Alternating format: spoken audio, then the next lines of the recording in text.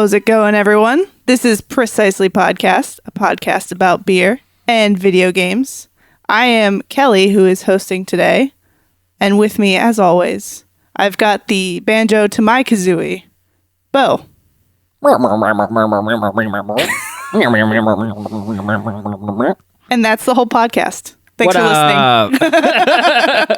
How are you? I'm good. How are you? Doing well. We're recording in the flesh. Flesh. So nice. It's so nice. Get to sit on the couch together. Yes, and sitting also with us, we have today's fun guest. We've got Cody. Hey, everyone. What's up, Cody? Not much. So what brings you here? We're talking about video games, and I like video games a lot. Hell yeah. And you're also one of Kelly's best friends. I am. Yeah, she's a collector buddy of mine, and she's hooked me up a lot.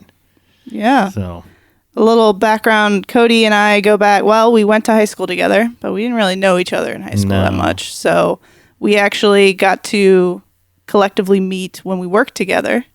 And both of us found out, oh, hey, you collect video games too? Oh, I do too. And then it just went from there. And so Cody was like my first friend that I met that was collecting video games. That's and fun. So that was a person that I could go hunt and look for stuff and be like, look what I got. And somebody would be like, I don't care. But Cody would be like, hell yeah. Yeah, right? That's great. So where did you guys work at? We worked at Petco together. Okay. Awesome. So that was good times. sometimes good times. Yeah. Well, yeah. Sometimes good times. I once went to Petco. Like, this was like right when I turned like 20 or something. I think it was like for a 20th birthday. It was when I was at my first apartment, and I was really stoned. And I was looking at the mice, and there was these two mice, and one was on the wheel, and one was on the outside of the wheel. Did I ever say this story before? I don't think so. All right. Well, the one in the wheel was just spinning like crazy, and then the one on the outside of the wheel would hold on to it and just do loops around it. And I was like, this is the most amazing thing ever. So I asked the Petco assistant, might have been you guys, one of you, I'm not sure. Probably not, actually. Yeah, probably not. But I was like, I need those two mice. And they were like feeder mice, you know? And he's like, for your snake or whatever? I'm like, no, I'm taking them as pets. They're going to be my entertainment for tonight and for the next 3 years, actually, they live for. Wow. Which is insane. But then I got cats, and it was fine. Like, I would put them in like little gerbil balls and like roll them around the floor, and the cats would just like bat at them. But super fun. And they would do that wheel thing all the time, and I absolutely loved it. Did you name them? No, I don't. Not that I He thought not about that it. I can remember, actually. And I Did remember I love them? I forget. I remember all my pets' names, so that is weird. Mouse 1 and Mouse 2. Little did you know those two mice were also stoned when you bought them. That was the only reason why I bought mice. Like, the next day, I was like, why the fuck do I have mice? But Wow. they live forever. I mean, they were cool. Like, they're easy to feed and stuff. They're like just any other rodent. Mice are good pets. All You right. know? Yeah. I advocate for rodents as pets. I had a rat. Did you? Yeah. I had a rat too. Excellent pet. You guys super clean. Weird.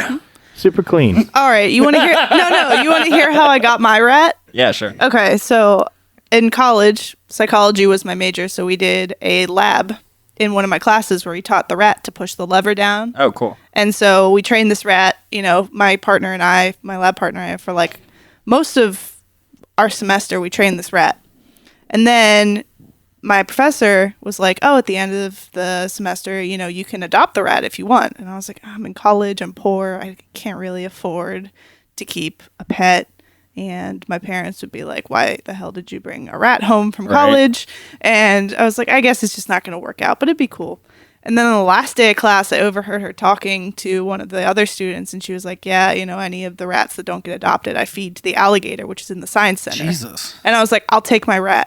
Yeah, it's like a whole ecosystem. Yeah, but I was Wow. like, I went through all this training with this little guy. Yeah. And I loved him, so I was like, I can't let him be eaten. So I had to take him with me, and he lived with me for about a year, and then he got a tumor and unfortunately passed from that. But Oh. yeah, he was a good buddy to have in my apartment. What was his name? His name was Moo because he was black and white, spotted like a cow. Oh, cool. Yeah, I liked him a lot. What was your rat's name, Cody? My rat's name, I thought long and hard about it, and I decided to name it Rat because I was 10 and stupid. But Rat was a really good rat.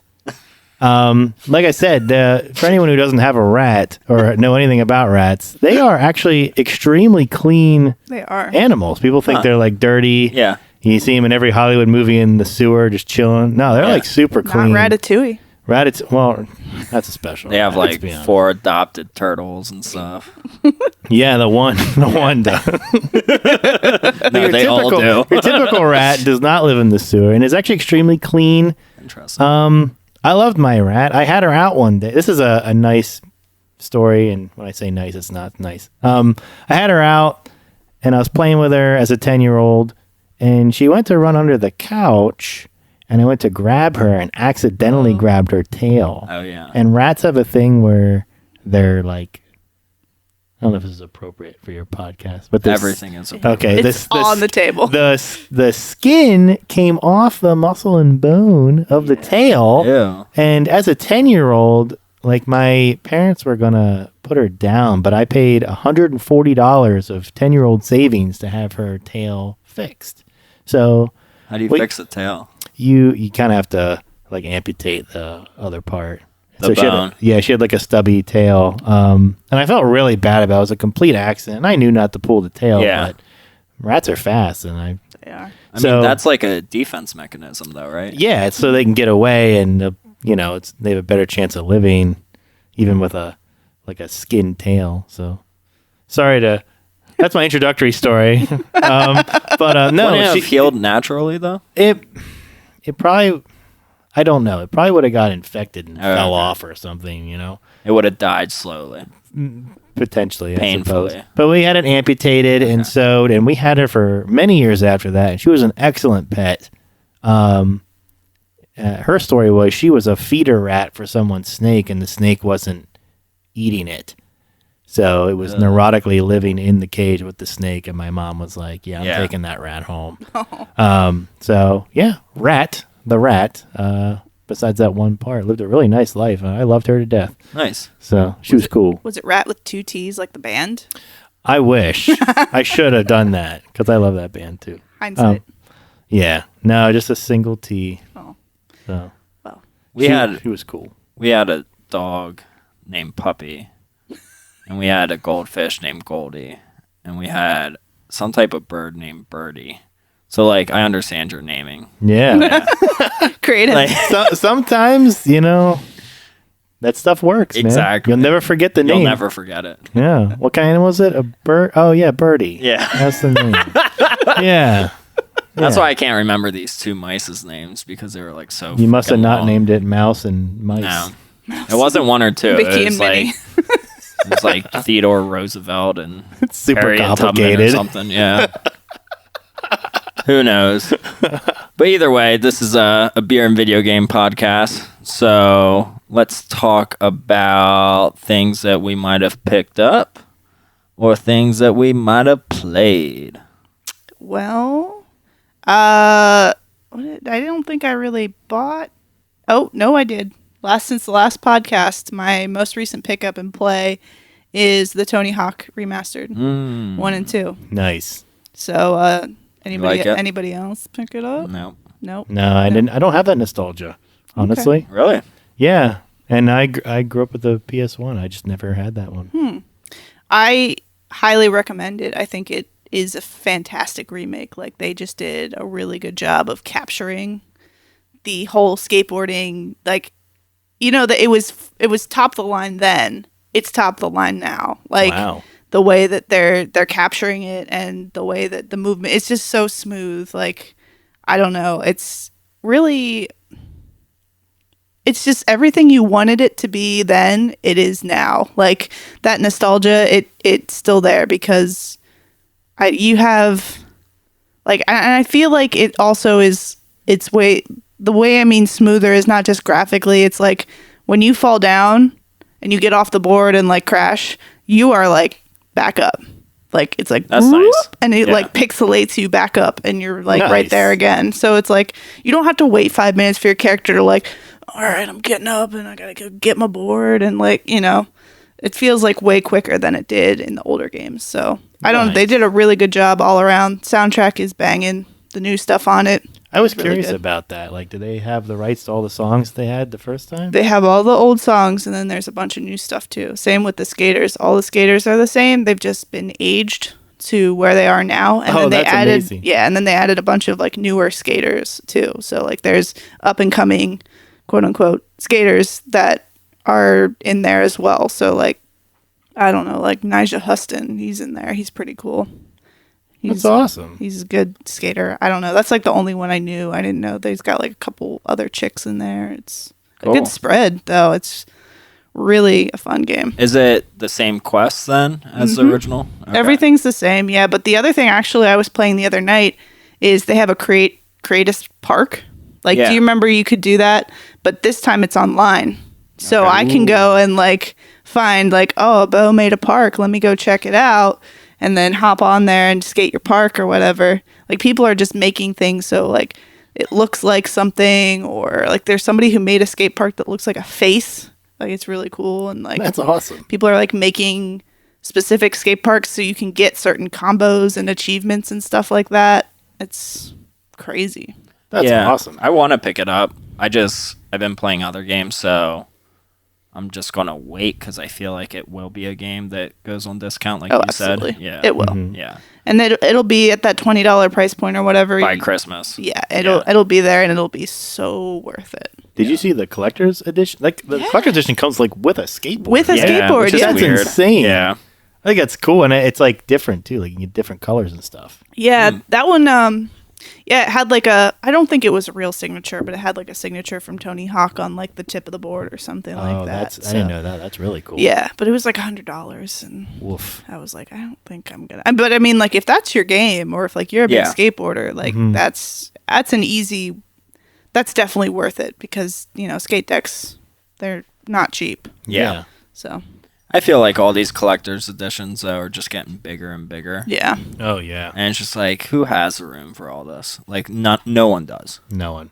yeah. There's a ton of like huge statues and stuff, which are amazing, but like, I can't find the space for them. Like people have statue like rooms and like statue shelves for specific collector's editions, and it's like I can't. Shout out to our homie Mr. Game and Brews. Yeah. He has so many steel books and like collector's edition stuff that I'm just like, where do you put all this? Yeah, that's the other thing. Steelbooks are like, I mean, you don't think about it, but that's a whole other case that goes on your shelf. Like, I have like 2 steelbooks, maybe. And Yeah. it's like, Yeah, I they're think I just have two empty as well. sitting there. They look nice and they're for like some of my favorite games. So, And like Best Buy has like a whole market. Like you go there, and you just buy the steelbook. Did you Right, ever see yeah. that? It's Yeah, I accidentally did that when Shenmue 3 came out. I was like, oh, cool, they must have put it on discount for $20. And it was just Just an in empty case. steelbook. I was so pissed. But I was able to return it. And then I just recently bought it like a month or 2 ago. And it Nice. was only $15, the actual game. And it came with the steelbook for free. Well, Hey. he Yeah. made the right decision. Yes, I did. Definitely did. I just put a pre-order in. Actually, speaking of steelbooks, I put a pre-order in for the Lego Skywalker Saga Oh, cool. for the Switch. They're doing a steelbook for that through Best Buy with That's your cool. pre-order. So I'm kind of interested to. I don't have any steelbooks for Switch. I think there was only like 1 or 2 that, I know Luigi's Mansion actually had one, but but it was in the UK. I Yeah. think. Yeah. But I think as far as US release, there was the Link's Awakening you know what? Xenoblade Chronicles and has it too. Xenoblade. Yeah. Yeah. Because it came with the controller too. Yeah. Not the one that I have, but yeah. Yeah. Yeah, so I like that's kind of cool that'll be like another Switch that steelbook that there's not many out there right now. So Yeah. that's cool. How about you, Cody? I honestly haven't picked up too much either with COVID-19. It's kind of hard to go out and game hunt like you used to. One thing I think is really cool I got from Kelly herself is the Miracle Piano. Yeah. I was super excited about that. yeah, Kelly sold me Miracle Piano for the NES, and it came with the piano and all the paperwork and stuff. It's really fun. And now You know? you're a piano Are you? master. Yeah. Are you learning? How to play? No, I'm learning how bad I am, because it wants you to be really precise in certain parts, and I'm not there yet, but I'm having fun with it. So Cool. yeah, that's probably the most fun thing I picked up recently. Do you think the program is like good enough to teach you, or it's just For the too limited particular? hardware, yeah, I would say it does a decent job. It definitely takes you through the steps. Yeah. It's baby steps. I was actually just watching a video on it, and there's like 6 different like settings, I believe. Oh, really? I haven't Right. messed around too much with any. Well, like settings. there's like the synthesizer, there's electric piano, there's regular piano, there's organ, and then like 2 others, and then there's a way to make the left side of your keyboard one of those, and the right Oh. side Yes. the other. Yeah. Yes. We were playing around with that. Yeah. Yeah, that's right. So And one then, side's like marimba. yeah. Yeah. Yeah. It's like And then they harpsichord. had the what did they call it? The Miracle Band or something like that playing along with you. Oh, geez. I don't remember what that was You want to called. feel like a rock star? Yeah. Don't play Miracle Piano, because it makes you feel like you're at a kid's birthday party Oh, or boy. something like that. Yeah. And then it has that weird mini game. Oh yeah, with like the fake Rob. Yeah, it's Yeah. not Rob, but it basically looks like Rob, and that can be difficult. It's like if Rob had like an evil twin who didn't want you to win things. That's what this robot is. And very musically inclined. What's his name? Of course. Blob. It's Bob. Okay, it's Bob. Why didn't I think of Bob? Lob. Like Lob? Lob. You know what? He's such a jerk. His name's Lob. Yeah. They could. Lob. Have you played anything recently? Gaming? The game I just beat, I'm years behind. I just beat Okami on the Wii Oh, cool. for the first time. It's a game I tried to play 4 years ago. I loved it. But then like another game came out and Yeah. I never finished it. So when I went beautiful back to game. it, I forgot everything and just restarted. Yes, it is phenomenally beautiful. And I had so much fun with that. It's really cool to get out your old hardware, and like I played on the Wii. Yeah. So I know it came out for the PS4 and for the Switch remastered, but it's just something about playing on that old hardware and waving that Wiimote around. Yeah. It was fun. I had a blast. It's a It does beautiful have game. motion controls. Oh yeah, it heavily it relies on motion controls on the Wii. So I got darn good with the Wiimote. Yeah. Yeah. So. I was playing it on the PS4, and I'm trying to remember because I feel like I was using motion controls as well, but that wouldn't really make sense. Maybe on the actual pad itself on the PS4 controller, you had to swipe on it. If you used a touchpad for drawing, that'd be perfect. I feel like that's a possibility. It'd probably be more accurate than the Wiimote or the Joy-Con or anything like that. Yeah, So maybe. yeah, I love that game. It's just an artistic masterpiece. I love that, from the time we were a kid to now, we live in a time where video games are inarguably an art form now. Not just Absolutely. toys for kids. And that one is just a perfect example Yeah. of it. So I really, really enjoyed that game. I agree. So I'm like, I don't know, probably like 12 years behind, but I'm catching up. No, that's fine. I mean, there's so many people that just play retro video games anyway. I was with quarantine. I was just kind of trying to, play my collection instead of hunting games with all Tell this me about stuff it. going on. I'm telling Kelly all the time, like, oh, I'm selling everything, and then I end up buying like $200 worth of stuff the next day. Collector's curse. I hate it.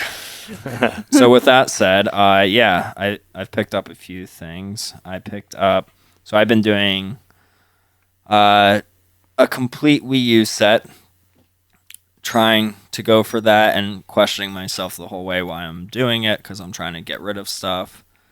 But recently I got like 2 like SingStar games, or Just Dance games they are. I got Watch Dogs for it, I got Funky Barn, and then the big one is Devil's Third, which is like the most expensive Wii U game, I believe.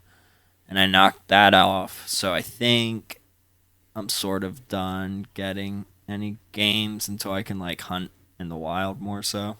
The last I checked, Hello Kitty Racers was the hardest game. Do you have that? I have that sealed, and I bought it for $51. Wow. Just like Yeah, I was okay, gonna you're doing say, all right. I You're think doing that all right. dropped after they had the Yeah. Switch re-release. it dropped Really? hard, yeah. Yeah. That was the last I checked. I remember I used to I still buy all the amiibo, but it used to be like a hunt. Yeah. And there was this guy I always stood in line with wherever we went. I don't even know his name, but I happened to be at GameStop when he was buying Hello Kitty Racers, and he paid like $97 for it. At GameStop. GameStop. Jesus. And I was like, okay, I mean, if that's your thing, awesome. You know what GameStop probably did because they're known for this? What was that? They opened it, a new one, and then they put a pre-owned sticker on so that they could sell it at a premium. Oh, wow. They did that for Xenoblade Chronicles for the Wii. I actually knew that. I bought Xenoblade for $50, and they straight up told me, like, we're selling it as new, but it's not new. Yeah. And I was like, okay, well, I want it, so I'll take it. Yeah.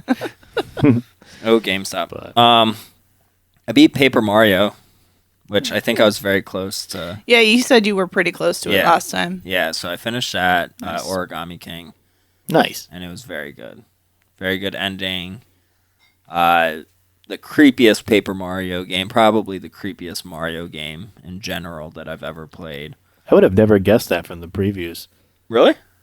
The previews I saw looked really fun and happy and Oh colorful. man, when Yeah. Peach comes out though, and she's like, meh, meh, meh, meh, meh, meh, meh. Yeah, when you get into it, it's like it takes a real dark turn there right at the beginning. Yeah. You're like, Really? holy yeah, it's real shit. dark, actually. Wow. Yeah. And then like a lot of the side characters that you like get throughout the game that help you, like because it's not Thousand Year Door in the sense where like you have like different partners to help you throughout the game that you can switch back and forth on. It's like during this part of the game you'll have this person for a little bit that might help you fight, might not, but they all end up like, not all of them, but some of them like end up dying and stuff, or like sacrificing their lives. And Jeez. yeah, it's a little dark for Mario, honestly. Sounds, wow. Yeah, Sounds but it. but it's really good, well worth it. Probably took me like 50 hours, honestly, which was nice. So Wow. yeah, Some got my pretty money's good- worth. I also picked up a game that I haven't told you about, Kelly, but I think you would really like it. You might Okay. know about it. It's called Donut County. I've heard of it, and I've seen a lot about it recently. Okay, so I picked this up off the whim from Best Buy for $30 physical. Is it a limited run physical or not? Yes, but you can get limited run physicals from Best Buy. So it was $30, and then I checked the eShop just randomly, like the next day, and it was like on sale for $2.63. I was like, "Fuck!" Like I should have just bought it digital, but it's fine. I brought it over to my brother-in-law's house and sister's house and played it with my 6-year-old niece, and she absolutely loved it. So it's like Katamari, but it's the opposite of Katamari.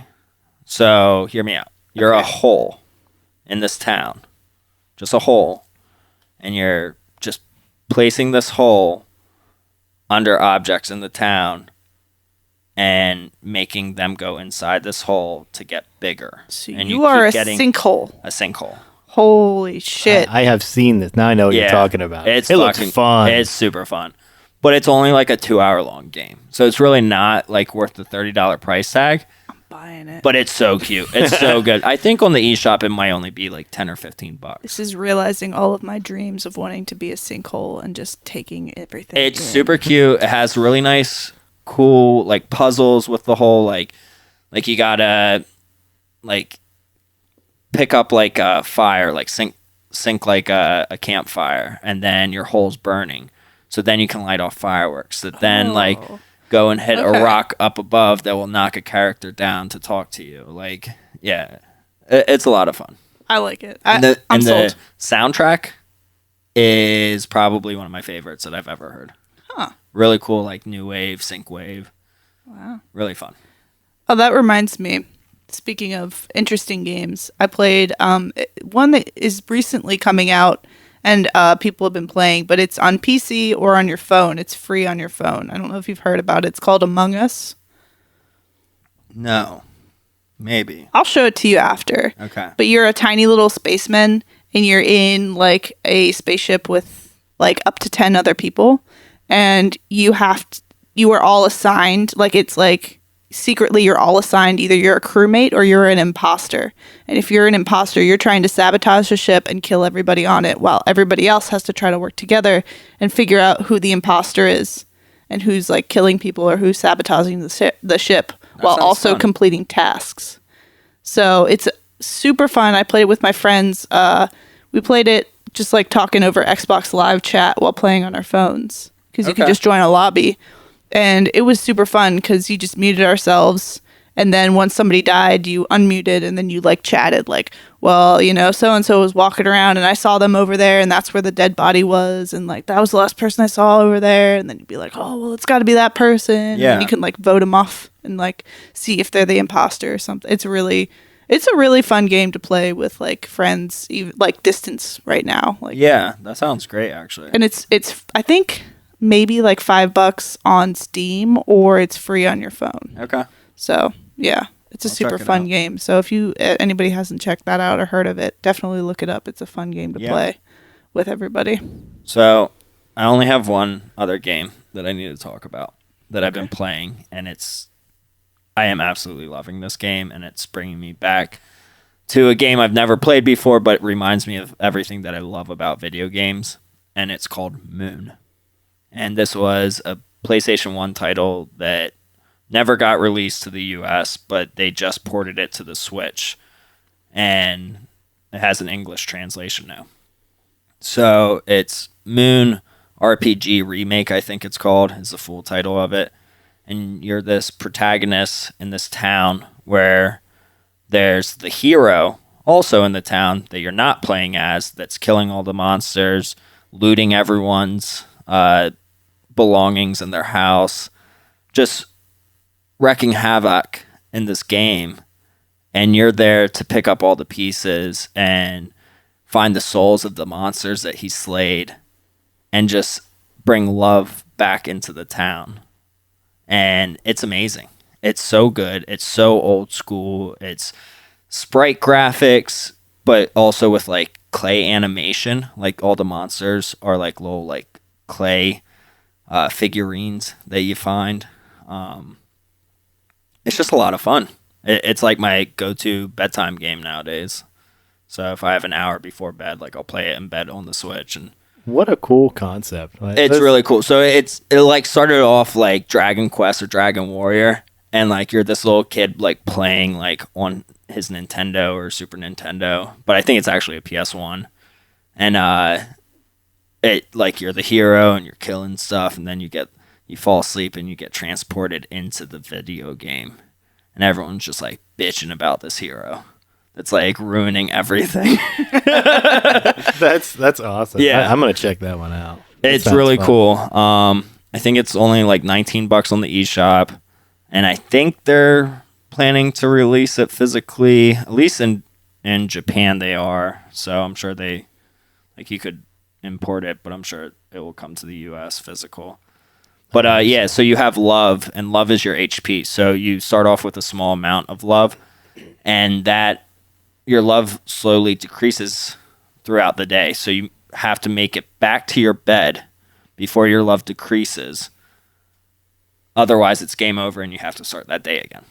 So once you get back to your bed, your HP recovers and you can start the next day. So the more side quests that you do and helping people, the more love that you gain. So I have like 2-day cycle already built up that I can like walk around for like a half an hour in real time before I have to go find a bed, which is really nice. Nice. But yeah, really liking it. I Cool. like games that have like Meaning. compassionate messages. Yes. like Yes. that. You know, it's the opposite of what everyone who doesn't play video games thinks video games are about. Yeah. So I love playing games like that because when my parents are like, "Do you think the reason everyone's shooting everyone's because they're playing video games. Yeah. I'm like, no. Here's a game that is the opposite of being mean. So I love examples like that. It reminded me a lot of Undertale. I was just gonna I say it love sounds like Undertale. Undertale. I know the people think the community is kind of toxic, which might be true. Most communities are toxic. Yeah. If but- you say that you're a community, you're toxic. if you labeled yourself, you're bad. Yeah. No, I love that game. Yeah, and it kind of when you were describing that game, I was like, that kind of sounds like Undertale in a sense. Yeah, and the creators supposedly played Moon and got inspiration from it. So, yeah. Well, Makes thank sense. you, Moon. Yeah, exactly, right? Oh, we and need then, more games like that. So, yeah, so after playing this game, I was like, what else has this company made? They're called Onion Games, and they made a PS2 game called Chulip. CHU, heart symbol LIP. So it's like Tulip, but Chulip. And it's a game all about kissing people. Oh. But it looks like Harvest Moon, like N64 Harvest Moon. But you go around kissing people. I don't know. I haven't played it yet. I got it. It was very expensive, but it was half the price of what people wanted on eBay, and there was only one eBay sale. But Wow. I found it on Amazon, so yeah. I was Here's happy. hoping that it's all consensual kissing. You're was not just, just thinking GTA kissing people or something. It was like, I mean, Drive by, open the door, smack. Smooches, bitch. yeah, it's very like cartoony, like 3D cartoony graphics. So who knows? It's Japan. Yeah. Yeah. You never know what you're going to get when it comes from Japan. Yeah, exactly. Well, Bo, you also have one more pickup sitting in front Oh of my you. gosh, yes, thanks for reminding me. What a transition. So, Bo's birthday was a couple weeks ago, and his gift finally arrived, and I get to see him in person and give it to him. Feels like a CD maybe, or a frame. I said, is this Klonoa for the PS1? She laughed at me. He thinks Oh I'm my made of money. goodness. Gunfighter, The Legend of Jesse James for PlayStation. So this was one of the Dope. games that we were talking about on the Light Gun episode Yes. that I was telling you. Yes. Yeah, this is like Time Crisis, but with a Western. This looks awesome. So this is Nice. compatible with the Gun Cons, Gun Con. which Yep. I have. Thank you. Yeah, I figured it's... This is awesome. Thank you. Yeah, this is a really fun light gun game, and like it's just, I don't know, it's just really, once you play it, you'll understand. It's just like, Hell yeah. it's really great. It's Thank just you so much. So cool. Yeah. It looks really cool. Is it like cardboard cutouts or just bad graphics? No, it's okay. It's just like it's like Time Crisis Okay. graphics. Yeah. Yeah. That looks awesome. Yeah. Yeah. It's a fun check this time. out. Thank you. Yeah, no I problem. appreciate it. Yeah. Happy Saddle birthday. up for a showdown, it Right? says. Yeah, I was telling you your lives instead of like a heart or a bar, it's the 4 aces of a card deck. Oh, so every okay. time you get Nice. shot, you lose an ace. So Okay. you want to keep your health up, so you want to have all your aces in your Dope. deck. I love It's it. pretty cool. It's very, I don't know, it's very cheesy Western. I think it's great. Yeah. And then it also has the ducking mechanism like you do in Time Crisis. So Do you have to press the button for that? yeah, it Okay. operates the same way. Okay. Awesome. Well, let's get into beer talk real quick. Because you brought beers that are pretty tasty. Yeah. So we today are sipping on the Evil Genius Beer Company and a collaboration again with our local food chain, Giant grocery stores. Oh.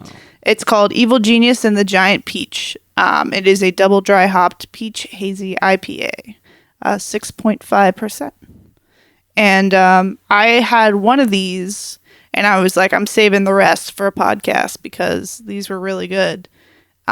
And Bo, I don't know about you, but just that peachy frontal flavor just like smacks you in the face. It really smacks you. I like it. The part that I don't like is like the aftertaste of it. It's like pilthy. Yeah, a little Like, bit. well, like, but it could be the double dry hop too. Like it's just like this dry finish. I love it. I love the can art too. So it's like this guy. He looks like an Evil Genius, which is the beer company that made this. But instead of a brain, he has a peach for the brain, and it's like in a glass like tube.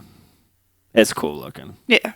We'll He's post a pic about like it. like a space alien. And a bunch of hops around it.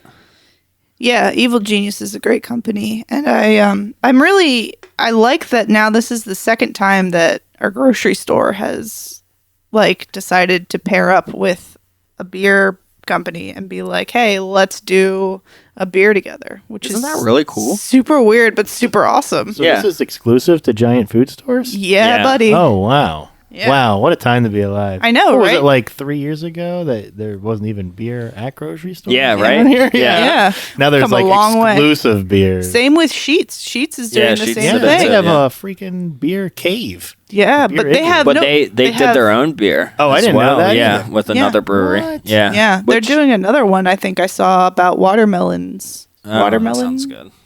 Watermelon rings or something like that. I don't remember. Oh, like the candies. Yeah, Probably a sour. I hope so. It That sounds Yeah. sounds delicious. That sounds amazing. Yeah. Does sound good. So yeah, this beer is very tasty. I actually thought it was a double IPA because I'm feeling it. It's a bigger can. Yeah, it is a little. It's a full 16 ounce. I like it. So the cool thing about Evil Genius, it might be different now, but when they first started, they never actually owned a brewery. They would make the recipes, make really small batches, and then send that recipe to a bunch of other breweries to make the beer for them and get it canned, and then they would distribute it, Yeah. which is a really cool idea. Yeah. I'm pretty sure they have a brewery now that they're doing it Yeah. themselves. Yeah, they must. I also think that like the frontal flavor, it tastes like a peach ring. Not necessarily like fresh peaches, but like that peach ring peach flavor. So Yeah, you want to try it? yeah, yeah, go try it. Try yeah, it. yeah, do it up. Heck yeah. I was going to have you talk about your stouts, but let's hear your I'll try your new take on things. this. He just pulled the beer tab off the can. Yeah. I do that. I save tabs, and I can't tell you why I do it. 'Cause I For really school, don't. right?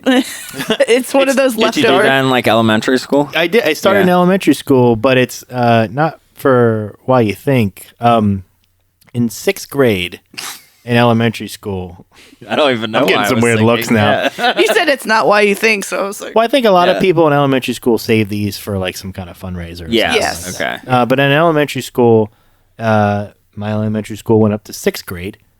And in 6th grade, since you were like elementary school senior, you got to be on what was called chair crew if you were picked. So 2 students from every class, there was 3 or 4 classes, got to be on chair crew. And like when there was an assembly, you would get called down and you got to set up all the chairs for the assembly. oh, Dope. So it's my first job. Didn't Going through pay the very resume. well, but yeah, we would do that, and then the janitor, Mrs. Olson, was head of that. And when we were done, she would buy us sodas out of the machine, and she would buy us the sodas, but she would make us give her the tabs. And she's like, "I collect the tabs because something." Tax write-off.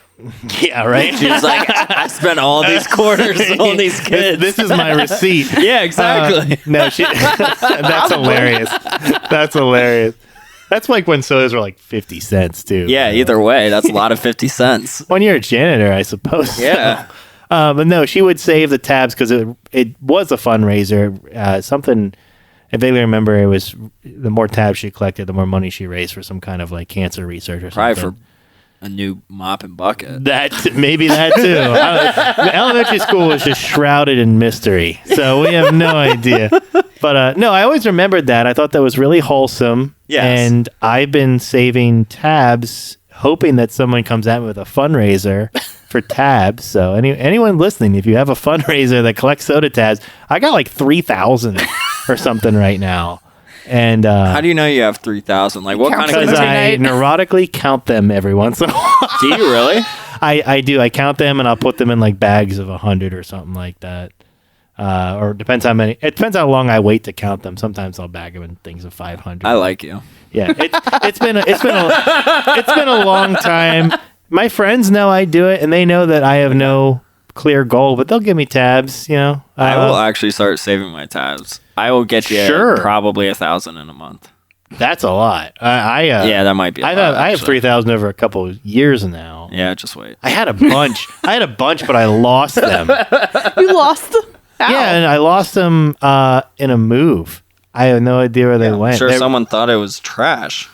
Honestly, the next person that moved into the house I left probably looked behind the refrigerator and was like, wow, there's thousands of soda and they were like, oh my God, thank goodness for my fundraiser.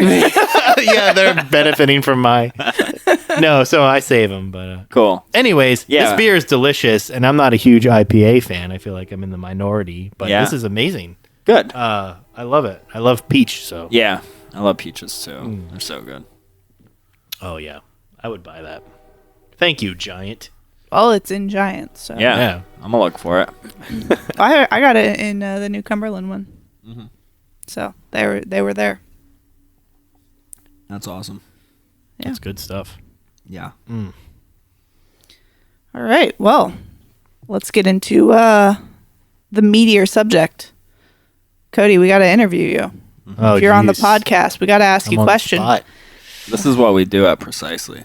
We got the spotlight shining directly on you. We got the spotlight guy over there. Oh, jeez. I'm intimidated. Yep. For anyone who's not here, it's an empty room, and there's one metal chair. And I can't even see them because they're just blinded. They're behind the spotlights, and I'm blinded. So that's what it is. That's exactly what it is. I'm looking for this metal chair, and I'm not seeing that anywhere. I was seriously looking around my room, and I'm like, where is it? Just kidding. I'm on like one of the comfiest couches I've sat on in a long time. Wow. Yeah. Thanks. Big it's talk. good stuff. Yeah. All right. What is your earliest memory of gaming? My earliest memory, I actually know this one. And it was my start of playing video games consistently. When I was like 4 years old, my babysitter, who was like a 30-year-old man at that point. Sounds weird, but he's actually I was cool gonna as say. heck. No, he's actually cool as heck. He's a inspiration to me for a lot of things. He's a family friend. He had bought a PlayStation 1 for it was pretty new at that point. Yeah. And I used to watch him play, and I loved it. And my parents recognized that I loved it, so eventually they bought me one. And my very first game to call my own was The Lost World Jurassic Park, which I am very upset to say that I still cannot beat that game. You know how it sucks when you can't beat the very first video game you ever got.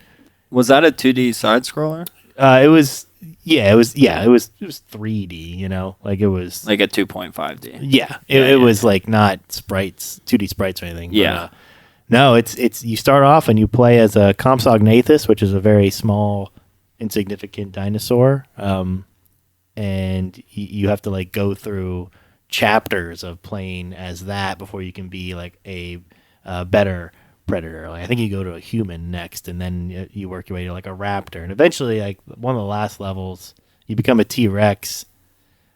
I think like the last chapter is your what's her name, Sarah Harding, the girl from the Lost World Jurassic Park. So you went from being like apex predator to like terrible, and now you're like this girl with like a flare gun or something. Yeah, that's weird. Yeah, but I honestly never made it that far without cheats or anything because the Compsognathus levels are hard as heck. Yeah. So I still, you know, it's actually a wonder that I love video games after that because that game is punishing. But no, that's my first memory with games, and from there just was PS1 games after PS1 game. I that's where my heart is. PlayStation 1's where I started. And, that's interesting. Yeah. My parents were not the kind of parents to pay attention to ratings either. So a lot of my first games were not great games for a 6-year-old kid. So yeah, I've played a lot of different things before I probably should have, but I love it all. I learned to love video games from there on out, and I did not start with Nintendo like everyone else did. So it was weird, like going to school and everyone's talking about Mario, and I'm like, I don't even know who that is. Damn. Yeah, it's definitely, I find it's a different perspective than a lot of other people have. Yeah. Yeah. Absolutely. Yeah. All right. So, you're a big collector. Yeah, I like to consider myself. I've seen some pics. Okay. Yeah. You know what you're collecting. So, how did you get into collecting? I just from enjoying video games. Yeah. I had a sizable amount for a young adult. I don't actually recall the moment where I was like, I think I'm gonna make a hobby out of obtaining as many of these as I can. Yeah. But I was somewhere around like 300 some games, and that's when I think I started to realize that this is actually a hobby. Like these aren't toys anymore. This is a collectible thing, and there's some value to it. Mm-hmm. And I think YouTube definitely opened my eyes to that. You know, you get a lot of famous people on there that collect games, and I was like, I can do this too. You know, and when you start out, it's kind of daunting, and the internet is definitely a place to make you feel inferior. Yeah. So you look at other people's collections, and you're like, wow, I suck at this. But it took a while to learn to go at my own pace, and eventually you just get more and more and more and more, and one day you just have a good collection. Like, I think we're all in that boat. Like, everyone here has a really cool collection. Yeah. And so I don't know exactly when that started. Maybe like 2009, 2010. Yeah. I would guess, but yeah, I don't know. There were moments in my life where like someone from high school was like, "Oh, you like video games? I have a trash bag full of games you can have," and it's like I remember that, and that's when I started collecting Nintendo games, like Nintendo Entertainment System games, because I got a trash bag of them. And when you get a jump start like that, it's well, I think I could do this. Yeah, I always am jealous that you had the people who were like, "Hey, I've got all this stuff here. You can have it." Where it was like, "Wait a second, I know that person." Yeah, right. They didn't give me shit. Well, I'm jealous of a lot of things you guys get too. Well, yeah. I mean, we all have such varying collections. Like it really they complement each other from a distance. You know. Yeah, and they're all impressive, and like Bo's got all these like cool kiosks and stuff. Like that's amazing. Like Yeah. that's not something you go to the store and be like, I'll purchase one kiosk, please. You know. So Yeah. it's but that's what I mean. It's like it's important to learn to go at your own pace and appreciate what you have. Before you go, judging yourself based on off of other people's stuff. Which I don't think anyone should. I'm sure people do, but really, it's just collecting's not. It's not a competition. No, it's not a competition, and all it is do you have money to spend on stuff? Like, do you have disposable income? That's all it is. So it's not like you're good at it or not. It's just you talk to people being like, hey, I do collect video games, and then you might find good deals or people giving you stuff for free because of that. Like anytime there's video games found in old abandoned cars that we get at our shop, they come to me because I'm the video game person. Is that how you get some of your games? I got a brand new sealed Horizon Zero Dawn that way. That's awesome. Yeah, I just got a PS3 Grand Theft Auto 5 disc, which isn't that great, but like, yeah. But it's something, like, That's cool. Yeah, it's just like, oh, here you go. It's amazing where like games will just turn up sometimes. Exactly. Yeah, for sure. Yeah, so yeah, I don't know when I started. It just kind of happens. I don't know. No. I mean, I'm probably the freshest out of the three of us, honestly. Because, like, I've had video games all my life. Like, I still have my original Super Nintendo games and console. And then, like, I got a Genesis that I would just keep in storage. But, like, once I actually moved into a house and bought a house is when the kiosks started coming. Because I'm like, I'm going to be here for at least 10 years. So now I can actually start collecting because I'm not going to be moving in a year or 2 years. And that's when I started going hard. That's fair. Yeah, it's very impressive. Like, just this is my first time at Bo's house, and I'm looking at his collection, and he has some cool stuff. Thanks. Like, I am impressed.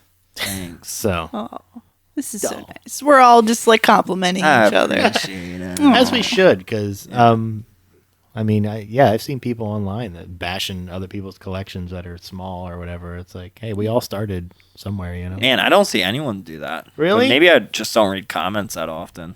That's probably a smart thing to Yeah. do. But no, sometimes I feel like you gotta be a straight asshole to be like, oh, your the shit internet sucks. is there's a surplus of assholes on the internet. Like on YouTube, you're talking about? no, like Or like Instagram? I'm a big fan of the Metal Jesus Rocks on YouTube. Yeah. And I'm part of the Metal Jesus Rocks group on Facebook. And someone will post a picture, Gotcha. like, "Hey, this is my collection. It's small, but I'm proud of it." And it will like be like this really rinky-dink shelf. Or it might be like 25 games on it Yeah. or something. And then someone will post something like mean or degrading or like a backhanded compliment or something. And that's not like common, but I see it enough. I'm kind of like, why are we doing this? Like, let him enjoy what he has. Exactly. Right. Yeah, it's like, That's the one thing that I loved about Instagram and video game sharing in general is just like you learn what other people like and then you attach yourself to those people being like, if you like that and I like this game, the next game that you say that you recommend, I might pick that up. And if I like that game, then I definitely like we're on the same wavelength and I'll just pick up every game that you're picking up then, you know, or Yeah. like whatever. Like that's how I bought Donut County because some guy was like, oh, I bought this because I'm going to keep it sealed because I think it's going to be rare or whatever. And I'm like, I'm going to play it. Like I just looked it up because I never heard of it. And then I looked it up and I was like, this game looks rad. Like this is anti-Katamari and I love it. that's another cool thing. Like, kind of like you said, like you see what other people appreciate, and then you have an appreciation for it. Yeah. There's definitely been things that I did not even give the time of day. But once my friends have told me stories like, oh, I grew up with that game and it was a big part of my childhood, then I'm like, I kind of want to get that like in honor of you. Yeah. And it's like, Just to see why you like it so yeah. much. And if it was important to them, then you're important to me. I'll see what's this game's all about. And I've found a lot of cool games that way. Yeah. That's how I got into. I played Earthbound because of that. Fuck not yeah, because it's popular. Earthbound's my jam. I loved Earth. I love I'll be Earthbound honest. as soon as it came out. Don't shoot me if you hear a gunshot in the podcast because Bo killed me. I played Earthbound for a decent bit and was not enjoying it at all. Yeah, a lot of people don't enjoy it. Yeah, I got put to on it and then Tucson and Threed, and I'm like, this game is like not that fun. Yeah. But my friend's like, I promise you, it's worth it. Yeah. Keep playing. I got to Fourside, and then maybe you can help remind me when it like gets to Twilight Zone Fourside. Moonside. Moons. Yeah, I'm like, this game is cool, and everything after that was Moonside's fucking incredible. rad. Yeah. Yeah. Yeah, and I didn't play that game because it was like popular or expensive or anything like that. It's because my friend had extremely fond memories of that game as a child, and I played it for him. And wow, it's like glad I did. That game was phenomenal. It's the best game ever fucking made. Let's bring it back to the first like 8 podcasts where all I did was gloat about Earthbound. Yeah, no, same thing. Like I grew up next to these two kids, Jimmy and Andy Poole. Shout out to you guys. They had every video game possible. Like their parents just gave them every video game, but they were like big Nintendo freaks. So I don't even know if they had PlayStation. They had PC, but you know, Super Nintendo, and I'd go over there and just watch them play Earthbound. I don't think I ever even played Earthbound on their cartridge, but I would just watch them every day after school. And we finished the whole game. I was just like, this game's amazing. I can't wait to play it. And then the first time I played it and beat it was through emulation on the PC. And then the next 5 times I beat it was still PC emulation. And then finally, like, I bought it at, I don't know, probably like $100 or $120. And Not a bad price. not a bad price anymore. But, yeah, I mean, now it's like $300, $350 or something for the Is it cartridge. there now? Yeah. It's crazy to think about. I bought it for $156 and was ashamed. Yeah. I was like, I can't believe I spent that much on a video game. I won one on a raffle, a $10 raffle, like Oh, my. earlier this year. And I had my buddy Game Bow, another bow that's actually not another bow. I am the only bow in the retro community, Kelly. He just admitted to me that his name's William. But everyone calls him Bo, right? Isn't that crazy? And his IG name is Game Bow. Shocking. Yes. Breaking news. That's appropriation. Either way, I won this. I won it, and I was like, hey. Appropriation. Bow appreciation. So I won this raffle off this guy, and I knew Game Bow wanted Earthbound so bad. Like, he kept talking to me about it. I'm like, you just need to buy it, like, once you find a good deal. And then I won this raffle, and I was like, can you just send this to Game Bow? And Game Bow sent me $130, and we just called it a day. I was like, I'm gaining $120 for not doing anything. But he got a great deal. That's cool. And I made out too. And now he can appreciate the game too. And he beat the game. Like, that was his game. And he played through it. And at first, I don't think he really liked it. He was like, why is it so special to you? And then he kept playing it. And he's like, yes, I see it now. I see the light. Yeah. That's a game I have not yet played. Do you myself, own it? No. Do you want to borrow my copy? I don't feel right borrowing your copy Why? because you're such a big fan. I know where you live. I know, but I'm just saying it doesn't feel right. It doesn't feel right. I feel like I have to. No, I feel like I have to like make like the time for it. Yeah, I have to like do my own and be like I'm devoting the time and I'm devoting the money to play this game. True. Because you talk it up all the time and everybody talks it up all the time. Have and you I know ever it's played it? I played like a hot second of it emulated. You got to play more. But like, and I know that it's good. And you're not the only friend who's talked to me about like loving this game. I have one of my other close friends who, like in college, he would just talk about Earthbound. And I don't know. It's just one of those games that I feel like I have to play because again, like you said, like so many people are like, this is my game. This is so cool. This is me to a core. Like, this is one of the best games I've ever played. You just have to experience that for yourself and be like, I see where you're coming from.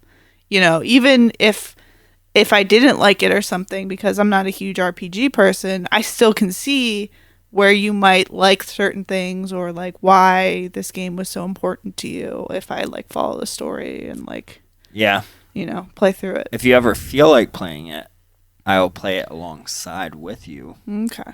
You would motivate me to do it. Yeah.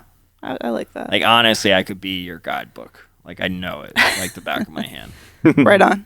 Have you ever played Mother 3, Cody? I have not. Actually, at the Too Many Games video game convention, Kelly introduced me to someone who I was looking for Mother 3, the translated version, on a cart. Yeah. And I wanted a cart. Yes. And she introduced me to someone who sold it to me for a really good price. Okay. Mm-hmm. And I played like Repro Bros, I think, right? I forget. I'm ashamed. It was a Game Boy cartridge, right? Yeah, it was a Game Boy then it was Advance Super cart. Repro Bros. Yeah, it looked great. That's I was really picky about how it looked, and I picked it up and I played like 2 minutes. I got like past where you like name your character and stuff, and I was like, "This is great. I'm gonna come back to it." And I never came back. You should to go it. back to it. I should. I really want to. You should definitely go back to it. Everyone, like my friend that made me play Earthbound, rants about Mother 3 too. So I do need to play it for him. I want to play it on this friend. He's not super into video games. I wouldn't say on the same level that we are, but if he's into Earthbound, he loves Earthbound. He introduced me to Starman.net. Yep. He has some like cool memorabilia from there. He showed me some cool posters that I want to get for my room. It's like it's Earthbound. It's like When the Earth Stood Still. It's like When the Earth Stood Bound. And it's like Starman holding Paula. It's like a parody of that. I want that so bad. I've been begging him for that poster for years. But you would like him. You get along with him. Yeah, he's cool as heck. Yeah, he couldn't talk about too many other video games, but he could fine. talk to you about Earthbound. Fuck yeah. Yeah, so he liked Earthbound, and I liked Chrono Trigger. So I feel like those fan bases complement each other very well. Oh, look at you! You got both of them tattooed on your arm. Yep. And Katamari. Nice. And then Mario with a Game Boy. I didn't even take notice of your tattoo. That's amazing. And then Celeste. I gotta play Celeste. Celeste is so good too. Oh man, Yeah, jeez. this is fun. So See? You do it too. see, I have Celeste, and it's on the back burner. Yeah. like so many games. Yeah, that's fun. I played a hot second of Celeste, and it was fun, but I heard it's punishing. it is punishing. I was gonna say it is very difficult to. I got Celeste and Hollow Knight at the same time, Yeah, and I was like, I can only take so much beating yeah. before I cry. So I chose Hollow Knight. Hollow Knight's good too. I love that game. I feel like you between like Bo, you as a human being and your game choices recently have a very similar vibe. You've got the Hollow Knight, Celeste, Ori, kind Love of Ori. Moon, all these like Amazing indie games. happy indie games that you've got going on in your little life recently. Hollow Knight is not happy. No, it's not. Well, but it's cute though. Like he's a cute little. He has a very adorable aesthetic. The world Yeah. around him is sad and depressing and dead. Yes, but he's cute. Yes, he is very cute. So I don't know. I just feel like a lot of them have like a similar vibe though, but they're all very difficult games. Is Ori difficult? I don't know. I haven't played. Yeah. The first one is. I really want to play them. You should play it. It's so I don't good. have an Xbox. Yeah. Switch. Is it on Switch now? The original one is. Oh. Play it. It's so good. So I feel like I ranted and got off topic. That's all right. No, Okay. you're good. I We can reel it back. bring it back. Reeling it back. All right. Favorite thing or a system to collect for? I love collecting for PS1 because I grew up with PS1. It was where I started. I have this weird thing where like PS1 always needs to be like the biggest collection I have. So if I'm like picking up a lot of PS2 games that's about to surpass my PS1 games, I need to go hunt for some PS1 games. to You keep do that have a going. pretty substantial PS1. I do. I collection. don't really know how I have. I don't have a crazy amount, but yeah, I have a good amount, and a lot of it's from my childhood. Right. So my parents are divorced. It's all right. But Do you want to talk about? Okay. I'm going to turn this podcast sad real quick. No, my mom would buy me like popular titles and stuff like that. You know, like your Spyro. I love Spyro the Dragon. She bought me Crash Bandicoot and stuff. My dad, who in this case, fortunately was a cheapskate, I could tell he was grabbing weird stuff out of the bargain bin, you know? And thank you, Dad, because you got me a lot of obscure games that are now worth a good bit. And it's not so much about the value, but it's just like weird games that other people have not played. And I love that. Like Intelligent Cube, Incredible Crisis, Heart of Darkness. Get some weird stuff from Dad. Yeah. So There was no shortage of that on PS1. it definitely was not. And my dad, he found all of this weird ones. So he got me. I think it was that stuff that kept me interested in PS1. Like, wow, there's some zany stuff on here. So I'm always looking for PlayStation 1 games. Nice. So that's. How many PS1 games do you own? I'd have to double check. I think I'm at like 160 some. That's a good amount. Yeah. So how big is your collection? My collection right now is a little over 1,200 games. Holy. It sounds like a lot. It doesn't mean everything's quality or anything like that. But yeah, like I've been collecting for a while, so that was just the pace I went at, and I have about 12. I think I'm at the last game I got, because I catalog my games on 2 different apps and an Excel sheet. Jesus. It's Can confirm this is a very extensive process. I've been Yeah. there to help. yeah, oh yes, Kelly has helped me do this. I'm at 1,244. Wow. Yes. I like it. I enjoy it. But not everything in my collection is quality or anything like that. So you don't sell anything?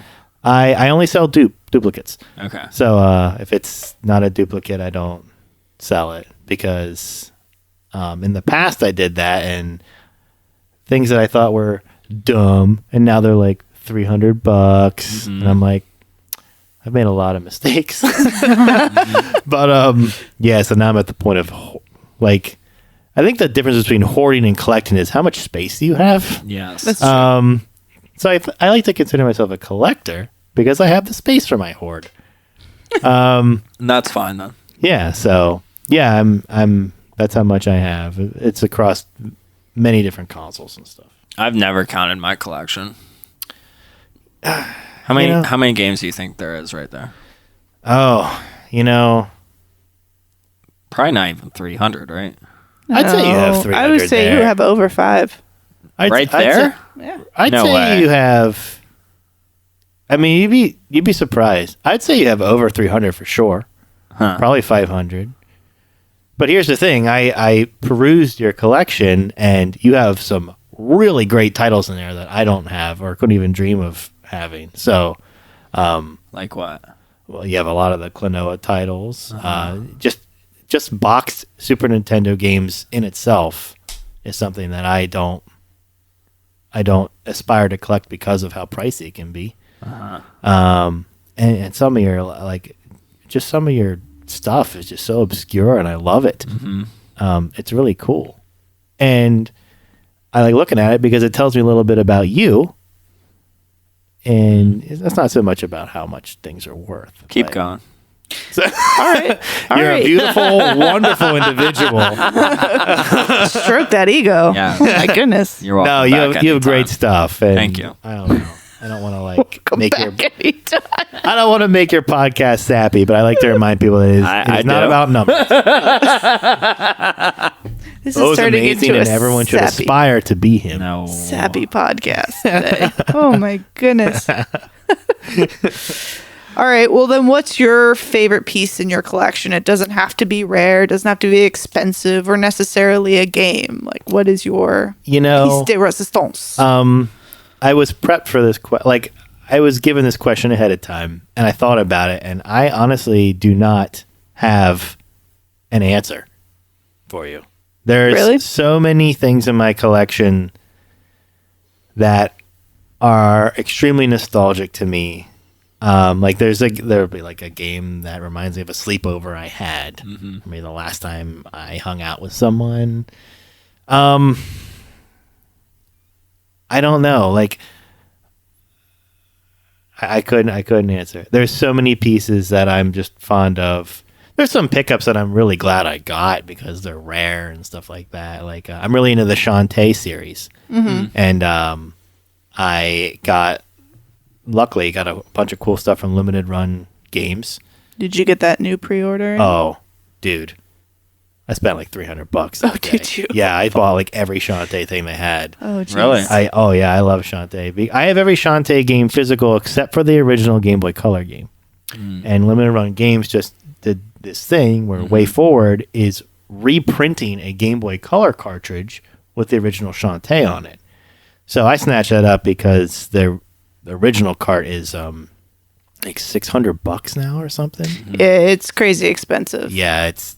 I don't even know if it's worth it, and I love Shantae, but I'm really happy to have games like that. Like, this is not easy to find, and I like to show it off, and it looks pretty on my shelf.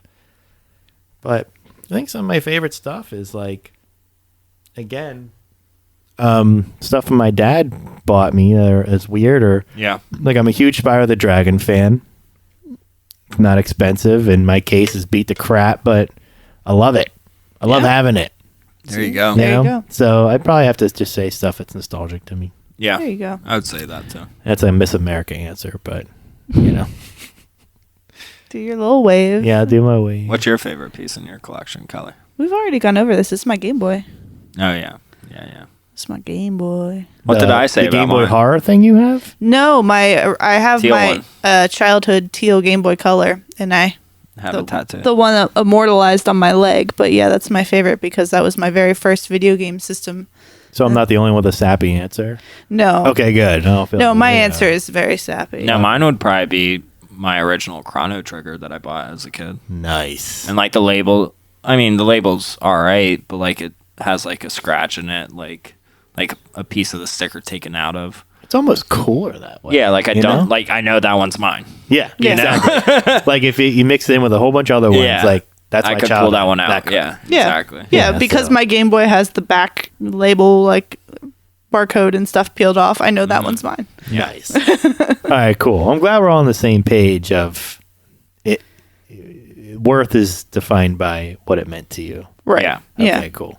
I know what people I'm talking to now, so You didn't That's before. I assumed, but now I can spill my heart out and we can drink beer and cry together afterwards. Absolutely. Okay. That sounds All day, great every day. time. So you might have just hinted towards this, but your favorite game or genre of game? Yes, I am a huge Spyro the Dragon fan. Love Spyro. I love Pokemon. I love Zelda. That's pretty common. One of my favorite all time games is Chrono Trigger. I just love the concept of that game. Newer games like Horizon Zero Dawn, I love that game. Like you are fighting robot animals and dinosaurs with a bow. Like, please, Yeah. like they made that game for me. Yeah, they basically did. Yeah, other people might have thought they made that game for them, but they're wrong. They made it for Yeah. me. But yeah, if I had to pick a genre, I do love my 3D platformers. But pretty much any game with a narrative. Like I'm at the age where I love games with a story. Yeah. Like impress me. Right. You know? Make me feel excited, make me cry. Yeah. And I think it's making a comeback now, but for a while there, developers were really ignoring that. And I really want more games with a nice single player narrative. Yeah. And so I'll eat up any of that. Even if it's Spoon feed simple. me. Yeah. Seriously. Yeah. Yeah, it's just like, I just want to enjoy a story. Yeah. It's true. So yeah, like God of War 4 was a good one. Like obviously The Last of Us, that impressed me. We never played. Oh, it's a really good game. Yeah, that's one on my list, but I just haven't done it It's yet. not even on I my list. hate zombies. I think they're boring. And I did not play The Last of Us forever because Yeah. of that. And some like after like the 10th person's like, you got to play this game. I'm like, all right, I'll play it. It's really cool. I'll admit it. Right on. So I don't know if it's a genre, but single player narrative is where I'm drawn to. That's fair. I'll take that. I like that. Yeah. I can agree to that. I mean, I think as like an adult, you're more like, I have X amount of time to devote to video games, so I want to make it count. Exactly. So I can get that. I can get Exactly. And I would always say RPGs, but like definitely now as an adult, I can't say RPGs because I'll play them for a while and then get tired and like not finish them. Yeah, I do feel something else. It's like more like gives me that excitement right away, like beating a level instead of going through a whole chapter. Yeah, Yeah. I definitely understand where you're coming from with that. Yeah. Like I love RPGs too, but it's like they keep getting bigger Yeah. and bigger, and it's like I do not have the time Yeah. to commit to this. Yeah, I don't have 70 hours to just throw down. And I wanted I to wish I play Xenoblade, and that's like huge, and I can't do that. Yeah, Xenoblade Chronicles 2, I think I logged 190 hours. Jesus Christ. That's insane. I'm jealous. 'Cause I don't. I mean, it was over a lot of time, but like it was more than Persona 5. That was like 175. that's saying something. Yeah. Yeah, that's Yeah. a lot. Dang. Dang is right. Yeah. So yeah, I like the story, and you usually get Yeah. that with an RPG, Yeah. but you know, at Yeah. cost of time. I think 2D platformers are more my jam nowadays. And they are coming out with some really good ones Uh-huh. recently. Thank you, indie developers. Mm-hmm. True that. True that. All right, let's flip the switch. How about your favorite beer or your favorite type of beer if you don't have a favorite beer? My favorite beer is Guinness. I love stouts and porters and stuff. They're shaking their head at me. These I'm not. are the children of IPAs, and I'm not. I'm Irish at the core, man. I love Guinness. It was the first beer I ever drank. I don't love it just because of that. I just actually like stouts and porters and stuff like that. I've been to Ireland. Oh, really? Yes. Best time of my life. How old were you? This was 2 years ago. Nice. I believe so. Not that long ago. And we went to Guinness and poured my own Guinness. Dope. and drank. They have like a revolving bar at the top of the Guinness storehouse. So you're like way high up, and there's this bar that just like spins, and you just get a look over Dublin. It really That's impressive. cool. Oh, So fun. But yeah, I just like dark stuff. Like I don't like pale ale. I enjoy an IPA, but as I might have said before, I get sick on them after a while. I don't know, I'm getting old.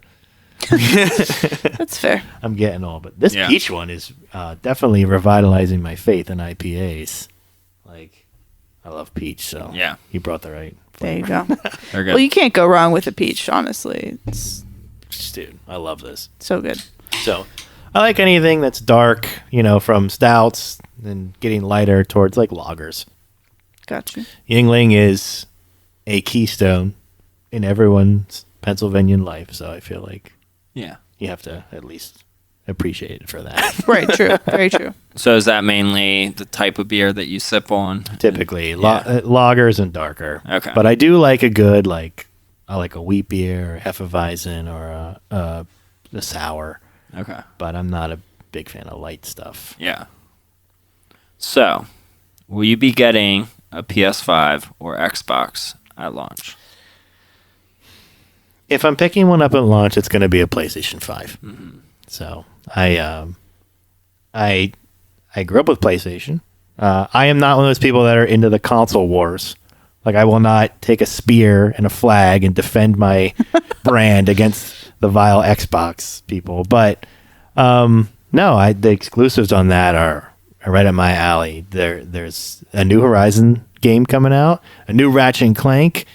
Looks bananas. I love that. It's going to be great. It's gonna be great. It does look really good, And actually. another series from my childhood that I love is Oddworld, and there's a new Oddworld game coming out. Oh, there we go. And I'm stoked for that. So there's a couple games that are like I didn't plan on getting a console at launch. I usually wait a bit. This might be the time I get one at launch. There you go. So, are there any up and coming titles in the near future that you are either excited about or are gonna day one buy? Well, everything I said for the PS5, if I get a PS5 and they come out, I'm gonna buy them. I'm so excited for those. All right.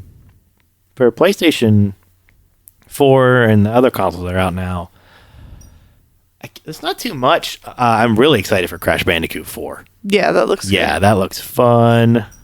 So, but I'm not can't really think of anything else. There's some DLC coming out, like the Yeah. Pokemon Sword and Shield DLC. I'm excited for. There you go. So, but Crash Bandicoot's the next thing on my radar. All good. All good. That sounds like a good time. Yeah, it looks like a really fun game, and I'm looking forward to it. I don't know if it'll be a day one purchase for me just because backlog, but I am looking forward to the new Crash. So that'll be a good time. I've been watching It looks true to the original trilogy. Yeah. so.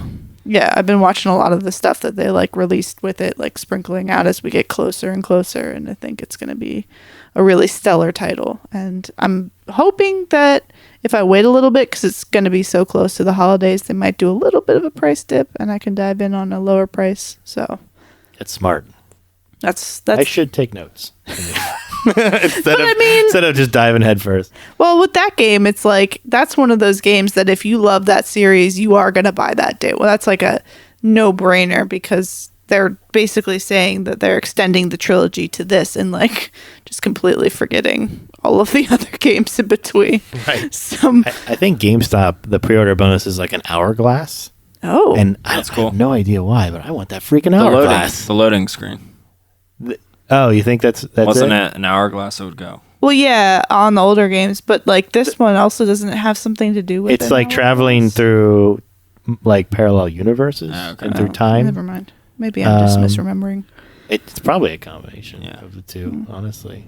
I don't know. I want that hourglass. Yeah. It's probably like a 5-second hourglass. I don't know whatever. Dude, it's probably one of those tea timers from Boggle or something. Yeah, right. They just put a sticker on it. It says Crash Bandicoot. Yeah. It's just this little blue tea If timer. I pull up the Crash Bandicoot sticker, it literally says Boggle underneath. Yeah, that'd be great. Yeah. That'd be amazing. Yeah. I would love that.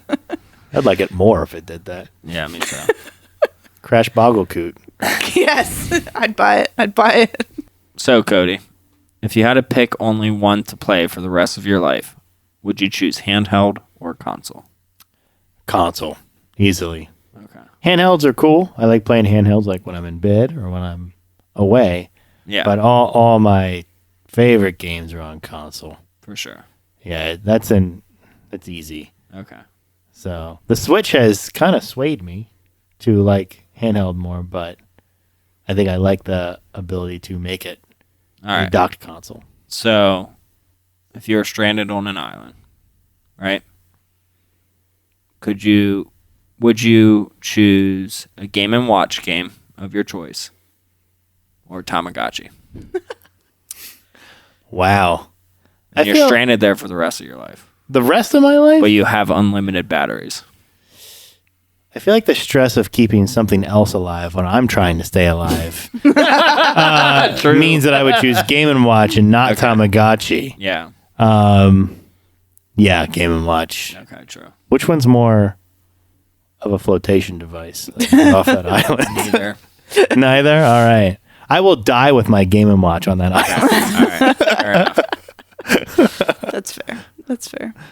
I once had a electronic Yahtzee game, like real like handheld like portable Yahtzee game. I played the fucking shit out of it. I loved it so much. I had that awesome. same, like a little. Yeah, like I bought it from Rite Aid. Was it like red or something? I think mine was like black, yellow, and red.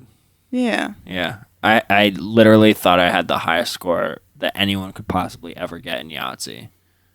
Oh, wow. Yeah. Like it was like that. It was like that 9 King 9 Yahtzee. 9 9 9 9 9 9 type score. Yeah. That's It insane. wasn't like that, but it was close to that. All right. Yeah. All right. 99998.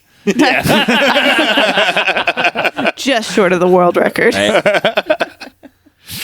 All right. So we brought you on to talk about this topic as well. Thank you for your interview. Thank you for having me. Yeah, this was fun. But I thought about this topic because of that sale that Kelly did with you for the Miracle piano. Oh, yeah. So the topic is, what are some games that come to mind that came with accessories that were playable? Like the accessories you could actually use. They weren't like a plush accessory. They were a light gun or a controller or a peripheral that was usable. Okay. Okay. Yeah. All right. Yeah. So I'll start it off. One of my favorite games is Arkanoid for the Nintendo. Came in a big box with its own unique controller pad. It was like a little swivel button that you could move the Arkanoid paddle. So Arkanoid's a brick breaker for anyone that doesn't know. And you could swivel this little circle device controller to move that pad to catch the balls and bounce the balls back and forth really fast. Where you could use the D-pad on the Nintendo controller, but it just wasn't fast enough really to play that game. That's a good one. Can't go wrong with Arkanoid.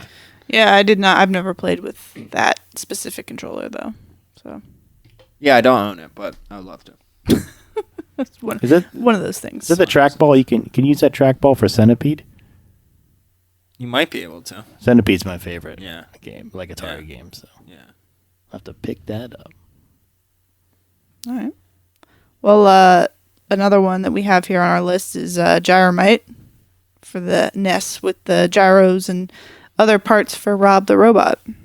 Yeah, so Gyromite actually came in like a regular black box, and then it came in this giant box that had all the extra accessories and whatnot that you could have got from the Nintendo big box that came with Rob the Robot and Gyromite, or you could just buy Gyromite separately and the Nintendo separately and get it that way. Yeah. Did Stack Up come like that? Stack Up did come in a big box, and that's a way rarer version or Oh, wow. way rarer game to find like complete in a box. Wow, I didn't Like, know that. super rare. Wow, Yes. that's cool though. Yeah. Yeah, the NES had some interesting pack-ins. Yeah. So another one that I have is Where in Time is Carmen Sandiego for the Nintendo. And this was actually the same size of a Nintendo box, but the width of it was wider, and that's because it included an encyclopedia to actually look up facts to like know like how to respond to like certain questions or answers within the game. Yeah. That is on my list. I want that so bad. Yeah. Yeah. I found it. I think Kelly. I think I might have been with you. They Just Press Play had it, but it was like missing the game, or the book was written in, or something like that. Yeah. Huh. Yeah, I want that. That's so interesting to me. So while doing research on this, which it was sort of hard because like I didn't even know really how to like title this like research topic, but like Yeah. looking up accessories for video games, it came in a big box. Like you can't find shit on YouTube. It was like I looked up like big box Nintendo video games to then find the accessories that might have came with them. But the guy that was talking about Carmen Sandiego game for the Nintendo, he actually showed the book spines. He's like, this is something that everyone should know, so you should look it up on YouTube because it's like a blank blue spine that then says like encyclopedia something on the side of it. Oh, So if you would ever see it at like a Goodwill or Salvation Army, you know that it goes with this video game, which, you know, might be a needle in the haystack, but think how much that's probably worth for a collector that's trying to complete that. yeah. And shout out to the guy who thought of that and was nice enough to post that kind of stuff. Exactly. Yeah. Yeah. Yeah. Unsung heroes. Exactly. Truly, truly. Super Bomberman Party Pack. So this was a big box Super Nintendo Yeah. cartridge. I didn't play this. I haven't played Super Bomberman. Have you ever played it? I have not played Super Bomberman. So this came with a super multi-tap accessory that allowed 4 people to play. Yeah, you could use that on Turtles in Time. Oh, really? Yeah. Interesting. That's awesome. I Yeah. didn't know Love that. Turtles in Time. Yeah, I'm I've pretty only sure. played that in the arcade. I'm pretty sure that one, and then there's maybe like 1 or 2 other games on the Super Nintendo that you could use that multi-tap for, and yeah, you could get all 4 turtles on the same That's really cool. screen. And I'm pretty sure if 2 of your friends had this game and 1 Super Nintendo, you could have 8 people play at the same time. Yes, this. Yeah, I remember On that being a Bomberman. thing. Yeah. And Saturn Bomberman trumped that. Yeah. 10. Woohoo! If you could play 10-person Bomberman on Saturn Bomberman. By linking up the Saturns, or they had something similar? I think I don't even know how it works, but I think you needed 2 multi-taps. 2 multi-taps that had 4 Yeah. connections, and then the single connection, and then Yeah, there 'cause was a connection between 2 Saturns. Yeah, Yes. something like that. You could play 10-person. That's dope. If you had like $100,000 at the time, you could play Saturn Bomberman with all 10 of your friends. Oh my god! All 10 friends you had. Yeah. That's you only had 10. That is something I friends. aspire to do someday. Good old lamb I'm party. down. You can. I'll invite you. Yeah, you You'll can call be me in there. for that one. You'll be there. Kelly will be there. Great. It'll be a I good can time. bring a Saturn if you need an extra I do need Saturn. a second. I Yeah. do need a second I Saturn. do I have one 2 too. Saturns, so I have like 5 Saturn controllers, so I'm halfway there. I've got 1 Saturn and 1 controller. I can contribute. Nice. I actually have. We're a getting there. I have a bunch of pink Sega Saturn controllers. The breast Oh, those cancer are ones. absolutely required. You Yeah. need to bring those. Yeah, I have those. Yeah. cancer I have 4 of them. Yeah, so 4 of those? 4 oh, of them man. in the box, sealed. Oh, we're gonna look at that after the podcast. He doesn't know it yet, but I'm demanding that. All right, sounds good. Okay. So another big box for Super Nintendo was Super Mario Paint, and this came with the mouse pad and mouse. Mm-hmm. And the mouse pad was probably as big as the box. The mouse itself you could use in other games like point and click Super Nintendo games. And was Doom or Duke Nukem for Super Nintendo? Not Duke Nukem, but was Doom? I don't know. I was waiting for you to tell me because I didn't know that. That sounds so cool. No, there was a Noah's Ark game though for Super Nintendo, right? Oh. That The was one that's like a Wolfenstein clone or Yes, whatever? Yeah. So that you could actually play with the mouse. and mouse pad. I Yeah. need that now. Right. I'm learning too for everyone who's listening. Good. You should. Yeah. Then you've got in the Nintendo 64 land, you've got Donkey Kong 64 with the jumper pack, and that allowed you to bypass a glitch in the game. Yeah. So the jumper pack actually came out because the makers of DK64 Rare had a glitch in the game that didn't allow you to beat the game or finish the game. So they needed something to fix it, and a jumper pack did it. Mm-hmm. And then Nintendo used the jumper pack for other things like Majora's Mask and Perfect Dark, and maybe a few other games that required a little bit more memory. But yeah, so that came in a regular sized box. I have it on my shelf, DK64, but it included the jumper pack with it. Didn't they like lose money on that for a bit because of sure. that? Yeah. Yeah, Probably. Sure. I think I remember reading an article. It's like, yeah, they did not do well. Yeah, I mean, they've probably made up. Yeah. I'm sure that they're okay now, but Yeah. well, Nintendo's okay, everyone. Don't worry. So Hello Pikachu for the Nintendo 64 had a microphone that hooked up to the controller so you could tell Pikachu how much you loved him. Or you could curse at him for not listening to you. Yeah. I never Yeah. played the game, actually. Oh. I think I've owned it, but It's not like with having the a real microphone. pet that doesn't understand English. It's Yeah. pretty close. pretty Yeah. close. Yeah. Like, yeah, I've seen some videos of people screaming Screaming at Pikachu. I believe it. Oh my gosh. Pikachu, move! And that's your love language to Pikachu. Yep. Yep. Another weird game that had a microphone was Seaman for the Sega Dreamcast. And that came out after Hello Pikachu, about a year after. Which I was shocked at while like doing research for this. I had to look it up because like most of the research that I did was just like off the top of my head. Like, what are these things that I remember accessories for these video games? I'm like, Seaman had to come out before Pikachu, and no, it was a year after. Which like Sega was always like before Nintendo on everything, like backlit screen for handheld games. Internet. Internet, yeah, I was Yeah. thinking that, like that, to CD-based games, to everything. Sega was does great. what Nintendo don't. Yeah, It's They were true. great. They were doing a lot of stuff before Nintendo did.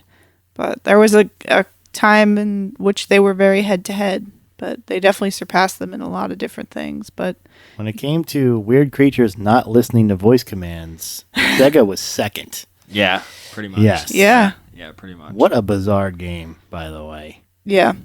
That's one I do not have. That one makes me uncomfortable to even watch. Seaman? Oh, yeah. Yeah. I never owned it. A few other games that came out that utilized a microphone, especially for the GameCube, were Odama, which is that like a pinball game? Yeah. Yeah, it's like I'm actually feudal unfamiliar. Japan, but pinball. Yeah, I've never played it. Just like history. just like it was intended. And then Mario Party 6 and 7 also utilize the microphone, Yeah, which that- I've never, like, I've played those games, but I've always turned the microphone option off. Yeah, we played a lot of Mario Party 7, but we would play it on the Wii, so you couldn't use the microphone. Okay. So it was like every time we would land on a microphone space, the Toadsworth would come up and be like, you can't use the microphone. Yep, and be yep, like, yep, oh, yep. yeah, I know. Yeah. Is that how he sounded? Yeah, Yeah. he sounds like, Oh, wow. Yeah, Yeah, so he yeah. comes up like that. Yeah. Okay. Yep. Look it up. It's for real. He's this It's little real. old. Do you know Yeah. who Toadsworth is? I know his image. I Okay. was not familiar with how he spoke till Yes. now. Yes. It's a pretty spot on impression. Nice. Pretty spot on, honestly. Thank you. Next we got Pokemon Stadium, which had the transfer pack, and you can put that in the controller, and you could put your Game Boy game in there and transfer your Pokemon from red or blue or yellow into your stadium, and then you could also get the Surfing Pikachu in Pokemon Yellow. Do you remember that? I jumped into Pokemon at Pokemon Crystal. Okay. So, and I didn't get my N64 till way later. Okay. Being a PlayStation. Yeah. So, actually, my first transfer pack that I bought was broken. So I didn't get to do any of that stuff. So tell me about it. How did you do this? So the transfer pack went to the back of the N64 controller. The Pokemon Yellow went into the transfer pack. And then I forget exactly how you got Surfing Pikachu, but I know that that's how I did it. It was either a code in it or it was something that you had to do. But you would get your Pikachu that walked around with you in Pokemon Yellow to learn Surf. And then an arcade machine off of an island, like Cinnabar Island or something, had this arcade machine that you could go to, and Ash would access the arcade machine, and Pikachu was literally on a surfboard surfing these waves, like catching coins or something, like getting points somehow. I think it was coins. Yeah, it was just so opposite of any Pokemon that you were used to, because Pokemon was just, an RPG game where you battled Pokemon. This was like a platforming surfing Pikachu, and it was so weird and obscure, but I absolutely loved it. Now, this whole thing you're explaining, is this in Stadium or is this in Yellow? In Pokemon Yellow. Wow. But you could access the code from Stadium to put it onto Yellow through the transfer pack. That's so cool. But there was another way to do it that was way more like intrusive and longer, and it might have been like a time thing where you had to like go to like an EB Games or something like that to like get Surfing Pikachu, or like a special card or something like with the e-reader. I forget. Am I the only one that misses that, like working for things in games? Now it's just like for $5.99. Back in my day. Yeah. In that sense, I loved going to like Toys R Us and having to like assail a guy to give you a Mew. You know? Right. Yeah. Yeah. I miss that stuff. Yeah, man. I feel you. Stuff is not. You miss committing assault to get a Pokemon. I miss harassing people to win in games. That's fair. That's fair. No, I like the nostalgic, I guess. Yeah. I agree. So, talking about N64 Rumble Packs, we did talk about N64 Rumble Packs, right? Not really. I mean, we talked about transfer pack. Well, we mentioned it or no? I don't think so. Not really. All right. Wait, no. Yeah, we did. If you read this. We talked about the transfer pack, but We not talked the Rumble about the pack. jumper pack and the transfer pack, but not the rumble pack. Where the Rumble Pack would go. The Rumble pack was a godsend in Majora's Mask because you find holes that weren't there. Okay. Did you ever do that? No, but let me start this over again. Sorry. Because I had this like great like Go ahead. transition, but it's fine. Transition in. You didn't talk about Rumble Pack at all. No. Okay. Star Fox for the N64 came in a big box with the Rumble Pack. And the Rumble Pack was amazing. You could field hits that you got while in your Starship in Star Fox. And also, Cody, you said something earlier. Oh, yeah. When I played Majora's Mask for the first time, the Rumble pack helped you find holes in the ground that weren't actually visible. So you'd walk over them and it would rumble, and you'd place a bomb down, and there'd be a hole there. Oh, really cool. Yeah. It's my first experience with a Rumble pack. Okay. I had no idea about that. Yeah, there's not too many, honestly. That's really unique. But it was cool. I like that. Yeah. I'm learning stuff now. Yeah. We're all learning today. That's what we do. In Pokemon Heart Gold and Soul Silver for the DS, they came with the Pokewalker, which is like a Tamagotchi / pedometer kind of contraption. And you could take your Pokemon and walk with it to help it level up and love you more. And Cody, I know you know a little bit more about the Pokewalker than I do. Yeah, like I think there was like some exclusive items you could get in there. Maybe not exclusive, but some nicer items that if you went out and walked with that, you could get it. And Like I what, like a rare candy? Or yeah, what? something like a Okay. rare candy or something like that. At the time I probably would have been, but not now. I'm not ashamed to admit I walked the shit out of my Pokemon on the Yeah. Pokemon Walker. Yeah. And I wore it on my belt like it was a pager. Oh my Yeah. But yeah, like I like a badge of honor. Well, yeah, almost like at the time it was a badge of shame because I was like embarrassed to be into that stuff.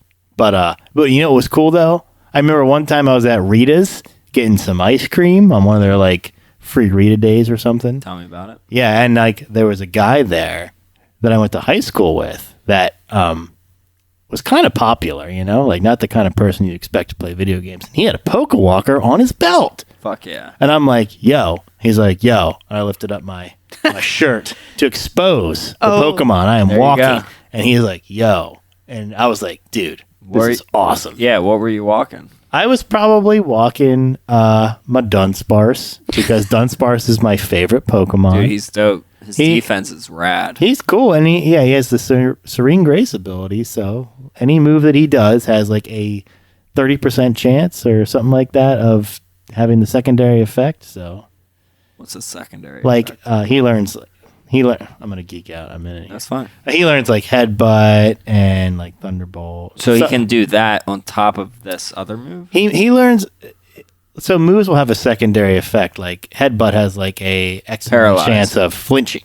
Oh, okay. But then like his is boosted to flinch. Dope. You know, and he learns like rock slide. So you just have this one move. He learns a bunch of moves that have a secondary chance of flinching. But now with Dunsparce and the Serene Grace ability, he has a higher chance of flinching. I swept the Elite Four with only a Dunsparce because I flinched the entire Elite Four. Hell yeah. Hell yeah. Like, I'm a big fan of using crappy Pokemon because, I don't know, the anime taught me to love all the Pokemon, no matter how crappy they are. Oh, yeah. Yeah, so I use all crappy Pokemon. Dunsparce is my favorite. So I walked my Dunsparce religiously. Like, he got more exercise than I did. Is he still alive? I'm sure. I probably transferred him up to Pokemon Sword and Pokemon Shield. I've been transferring my Pokemon since Pokemon Emerald. Wow. Good for you. So, yeah, and hopefully my girlfriend doesn't listen to this, but I bought her Pokemon Sapphire for her birthday coming up this weekend. Yay. And I'm going to play through Ruby while she plays through Sapphire. Oh. So, yeah. I love that stuff. So, we're going to transfer those Pokemon too, I'm sure. Oh, Cool. That's fun. Everyone should play Heart Gold and Soul Silver and use your Pokewalker. Let's bring that back. It's like It's very expensive. That's the It's only like- thing. yeah. Yeah, it's super expensive. Don't bring it back. bring it back, but It costs a lot. make sure you have the money. Can I tell another story about Soul Silver and Heart Please. Gold? So at Too Many Games Expo, which is a local Northeast expo, when I pre-ordered Heart Gold, it came with a statue of Ho-Oh. Yeah. And I was under the impression, I had forgotten that was a pre-order bonus and that the game doesn't actually come with that. So I was at Too Many Games Expo and someone was selling Soul Silver and I want to complete my Pokemon series. So hey, how much is Pokemon Silver? She's like, oh, it's X amount of money. I'm like, does it come with the Lugia figure? She's like, oh, I don't think it does actually come with that. And I'm like, oh, okay, well, I'll think about it and I'll come back. I walked around for a couple hours. I came back and I'm like, hey, I'm interested in the Soul Silver game still. And she's like, oh, cool. And I'm like looking at it and she's like, yeah, some idiot came around here earlier and asked if it came with a Lugia figure. And I was like, what an idiot. And I'm like, oh, that was me. Do you not remember me? And she got so embarrassed and I got like a huge percentage off that game because I embarrassed the shit. That was awesome. That's Yeah. a great tactic. I could never I use. didn't plan on that. That's great. I was like, yeah, that was I would do actually that all me. the time, honestly. Maybe don't tell people that they suck. I don't know. So, Honestly, if anyone told me about someone else that sucked, I'd be like, yeah, that's me, actually. So, you really you're a hurt knight my in shining feelings. armor. Yeah. No, but Take the shame. if you have a Pokewalker, I want a Pokewalker. I just don't want to spend money on a Pokewalker. is the Pokewalker itself a lot of money? It's all of it. All Really? of it is a lot of money right now. I mean, it always has been, but yes, it's all a lot of money. Jeez. I used to walk that thing like a dog. Probably more than my dog. Probably more. Yeah. It Your was- dog named Dunsparce Right? sitting over in the corner like, when will he take me out? I've been in the house 3 times already. So this is one that you guys might know. Mario Kart for the Wii had a big box variant that includes a Wii steering wheel. Oh yeah, I have that. that's what's You have I the have the actual box box and variant, stuff. Yeah. I don't think I've actually ever seen the box. Oh yeah. Yeah. I'm pretty sure I have it in my storage. I see the steering wheel all the time. That's But, yeah. one of those things I had and threw out the box before I started collecting. Yeah. Had to buy again. Yeah. I skipped prom to play Mario Kart Wii with the wheel. Nice. I don't know if it's nice. That or is not. no. I completely commend you for Oh, that. we had a great time playing Mario Kart Wii during prom. Yeah. So yeah, we stayed up late. I'm pretty sure we played Guitar Hero after prom one time. That is also amazing. Yeah. I only went to prom one time, so it would have been that. Yes. That would be it. As you should. I don't know. Double dipping on prom. Do you deserve prom as a junior? I don't know. Do you? Do you deserve anything as a junior? Just Good kidding. point. Good point. These are the real questions. No, Mario Kart Wii was a blast. That's where I started, believe it or not. I never used motion controls. I couldn't do it. No, I don't like the motion controls. I like the little I like the nunchuck. I did it for a while, for a long while, and then eventually switched to the controllers to get those final races under my belt. Yeah. You have to. It's tough. Oh yeah. It's a good game. So another one is all of the Dance Dance Revolutions that came with the dance pad. So you've got like PS2, Xbox, GameCube that had the Mario Dance Dance Revolution and all that stuff. They all had those big fold out, I don't know what they were, like Pads. plastic mats that Yeah. kind of crinkled when you walked on them. Yep. I still have my PS2 ones. They're fun. I can't do DDR. I'm not good at it. I can't. I fail immediately. I had a friend in high school that was like unnaturally good at that stuff. Yeah.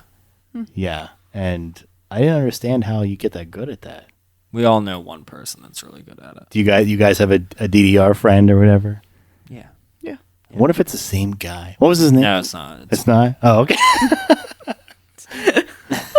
He's like, What if "No, it's all the same? no." What if it's just one DDR guy? Yeah, that's what I'm the thinking. entire universe. Everyone knows the same guy. Right.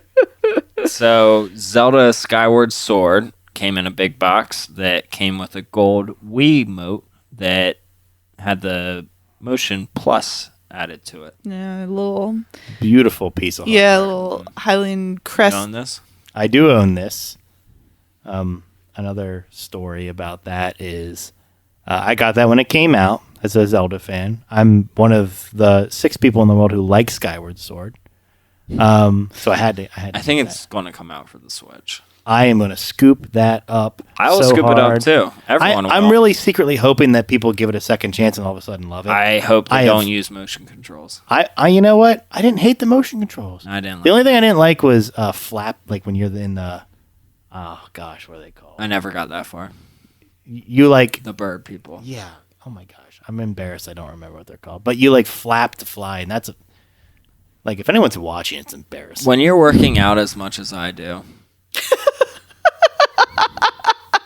Are we laughing because it's a lot, or laughing because it's not a lot?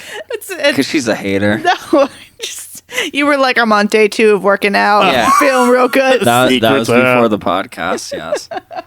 So either way, when you're working out as much as I do, even if it's day 2, the last thing you want to do is have to wave around a Wii remote. All right?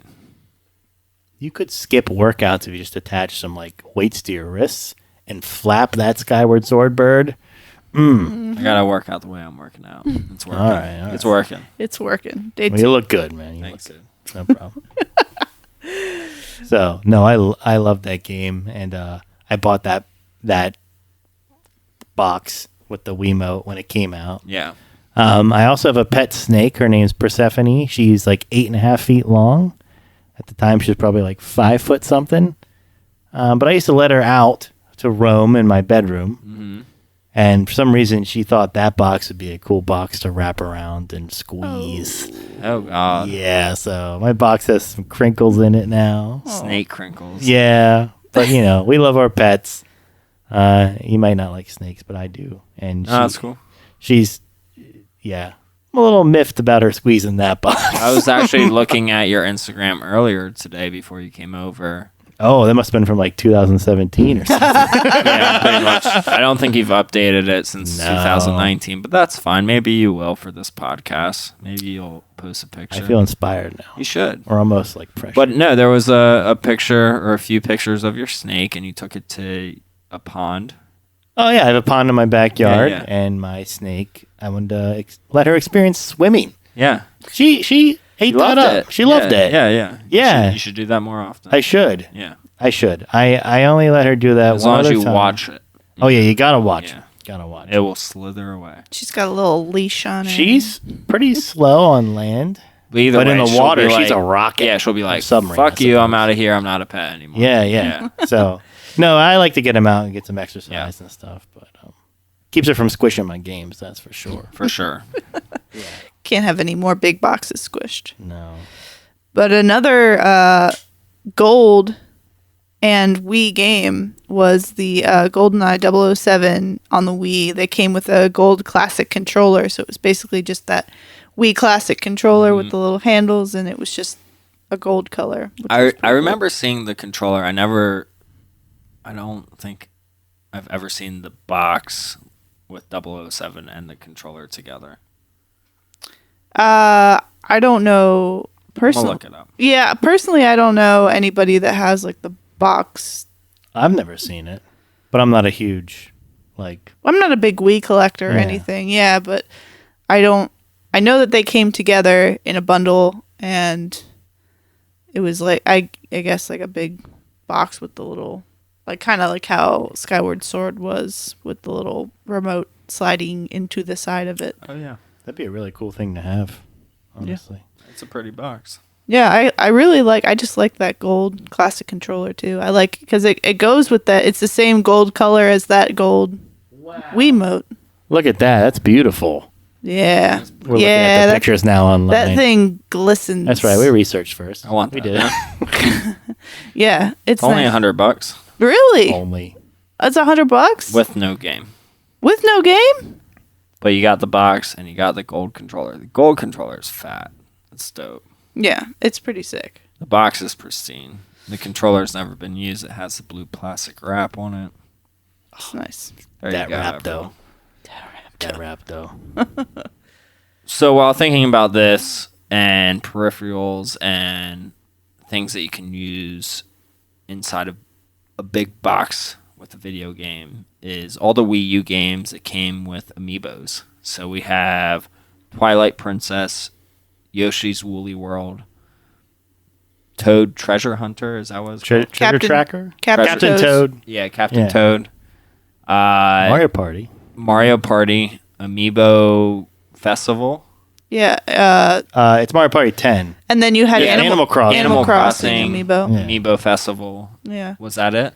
Yeah, there were like a couple variants of the Mario Party and Animal Crossing ones. Like you could And get. Yoshi. You get different color Yoshi. Yeah, that's right. The Yes, different color yeah. Yoshis. So there were like different amiibos in each one. Yeah. But like Captain Toad's was just that. And then there was the Chibi Robo for 3DS. Mm-hmm. That was the same thing. It was just packed in with the little Chibi Robo amiibo. And the Mega Man collection. had And the Mega golden Man collections, yeah. And that even continued onto the Switch, right? Yeah, with the Mega Man newest one. 11 had another Mega Man. Yeah. Those are the ones I don't have. I know I have that those. there's a Woolly World for the 3DS as well. Yep, that one came And with that- Poochie. That came with Poochie, and Poochie itself is a stuffed animal amiibo. Mm-hmm. And I'm pretty sure Poochie goes for like $150. What? Really? No way. I'm an avid amiibo collector. So I got these for the amiibo, not so much for the game. Yeah. I have Poochie. Poochie, brand new, $170. Wow. What? Poochie itself, amiibo, brand. All right, so Poochie in Woolly World, 170. Someone's asking. Poochie amiibo, just in the amiibo box, brand new, 140. Someone's asking. Wow. Poochie by itself, open box, $110. Wow. $100. Yeah. Wow. That's nuts. Whoa, what is this guy? New U.S. first print Mega Yarn Yoshi Amiibo Poochie and Yoshi Woolly World plus Protector $500. Wow. Yeah, Mega Yarn. Wasn't Mega Yarn Yoshi Just Toys a R Us big Yoshi? exclusive? Yes, I think you're no, right. it's like this. It's an amiibo, but it's like this Yeah, big. Yes. it's humongous. I thought that was Toys R Us $500. exclusive. They're asking for it. I miss, but I also don't miss when Amiibo were obscure and the hunt. The hunt was exhilarating and stressful. You are the reason I have amiibo. You came into work, you were like buying amiibo, and you would talk about it all the time. And then you were like, Kelly, whatever you do, don't collect amiibo. And I was like, And then guess you what, did it. Cody? And then you did the I opposite. did it. I bought a Toon Link amiibo, and I bought a regular Link for Smash. And I Oh, was good. like, and a Kirby, I think, because it's my mains. Was And it then P-Stick Link? The original Link has a yellow Yep, plastic stand. They call it P-Stick Link. I have that one. Yep, I have P that Stick. one's sought after. So. Yep. So I had those, and I remember coming in and being like, "Guess what? I didn't listen." Yeah, this is crazy. And now I have so many amiibos, but I didn't realize that. I remember working there at Petco. I don't know if you were working there at this time or not, but it was first thing in the morning, and I talked to my manager, and I was like, "Hey, the Rosalina amiibo is releasing at Target today. Can I just go get it?" And my manager was like, "Yeah, we all hate this place. Just go get it." So I went to Target and like, I don't want to use the word fought, but we sparred over the Rosalina amiibo because there's only two on the shelf. Me and this like 4 foot tall girl. Luckily, it was on a higher peg, and I had the advantage.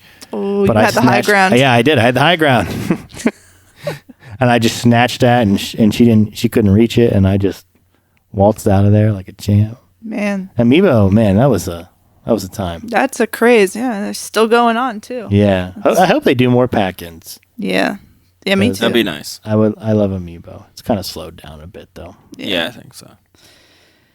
So another thing I thought about last night after you had sent me some of yours, Bo, was that the Wii and the Wii U fit. They had the board, obviously, but then the Wii U had like a pedometer accessory too that came with it. I don't know if you've ever seen that, but it's like a little pedometer, almost like the Pokewalker, and it's white and it has like a green outer rim.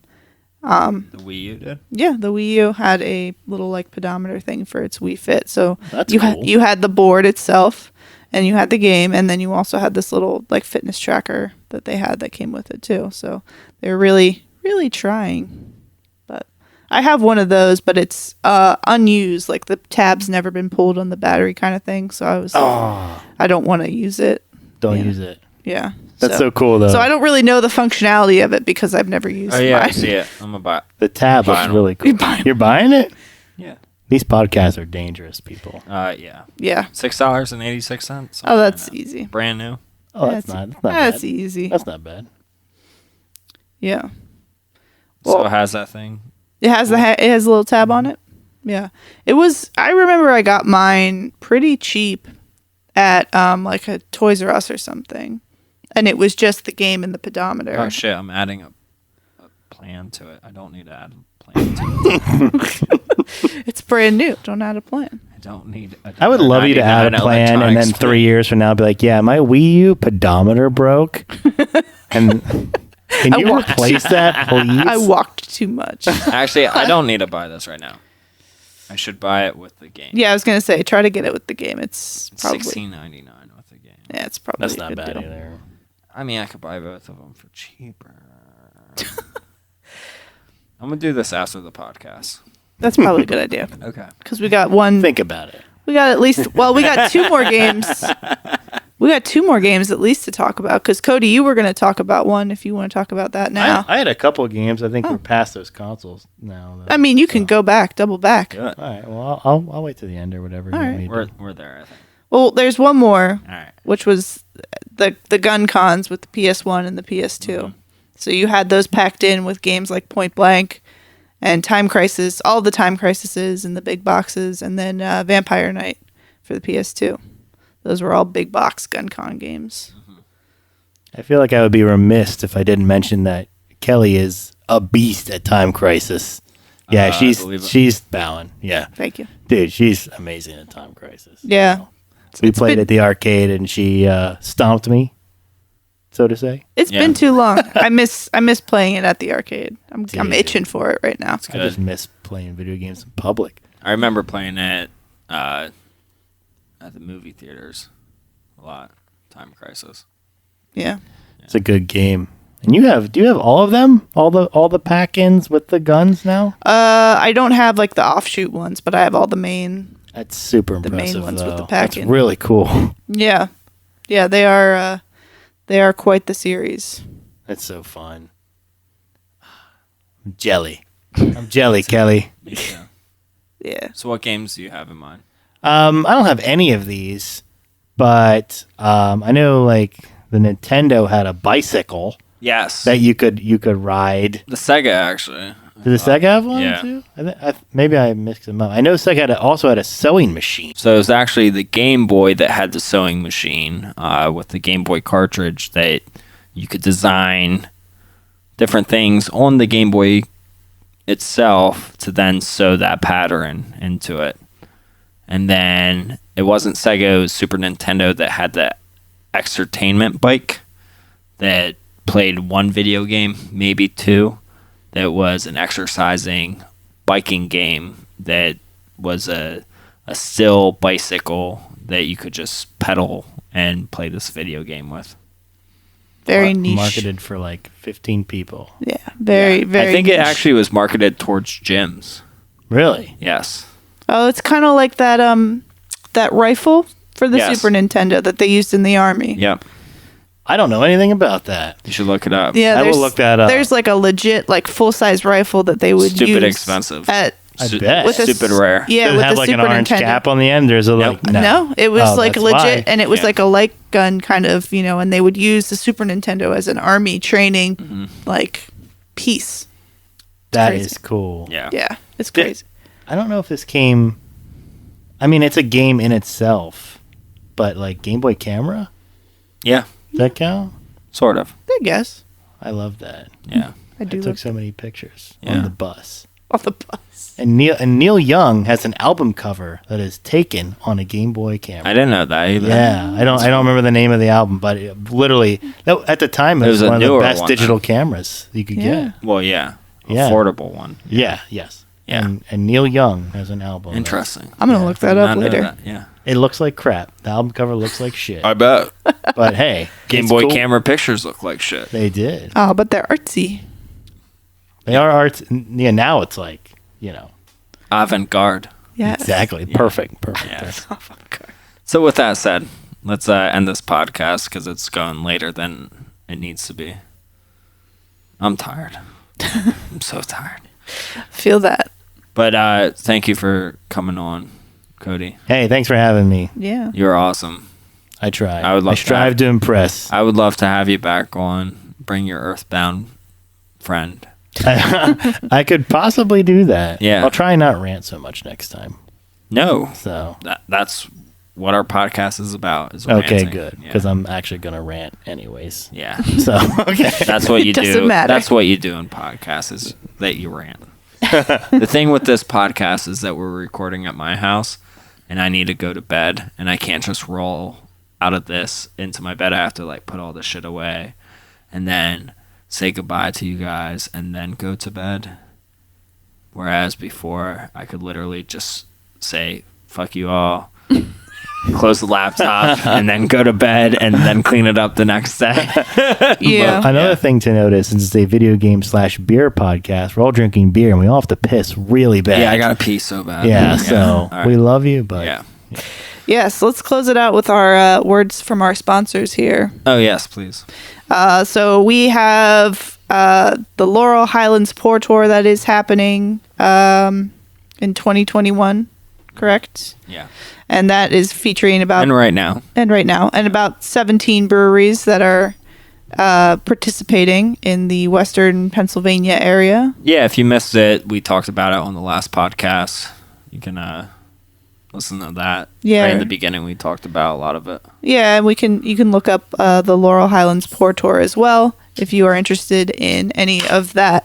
Also, we have On Budget Services, OBS, who is our website hosting, and they are doing a wonderful job of hosting Precisely.live, so we thank you for that. And if you need any website needs taken care of, please look them up. Again, On Budget Services. They are spectacular. So with that said, be sure to check us out. Like I said, on Precisely.live. We've got fun stuff. We got merch. It's hoodie season. It's hoodie season now. We got hoodies. We might make some more merch up too. Yeah. We saw that there's bean bags available. They're stupid expensive. Fanny bags that are stupid expensive. But, you know, like maybe some mugs. And we're looking like trying to find a company that does koozies.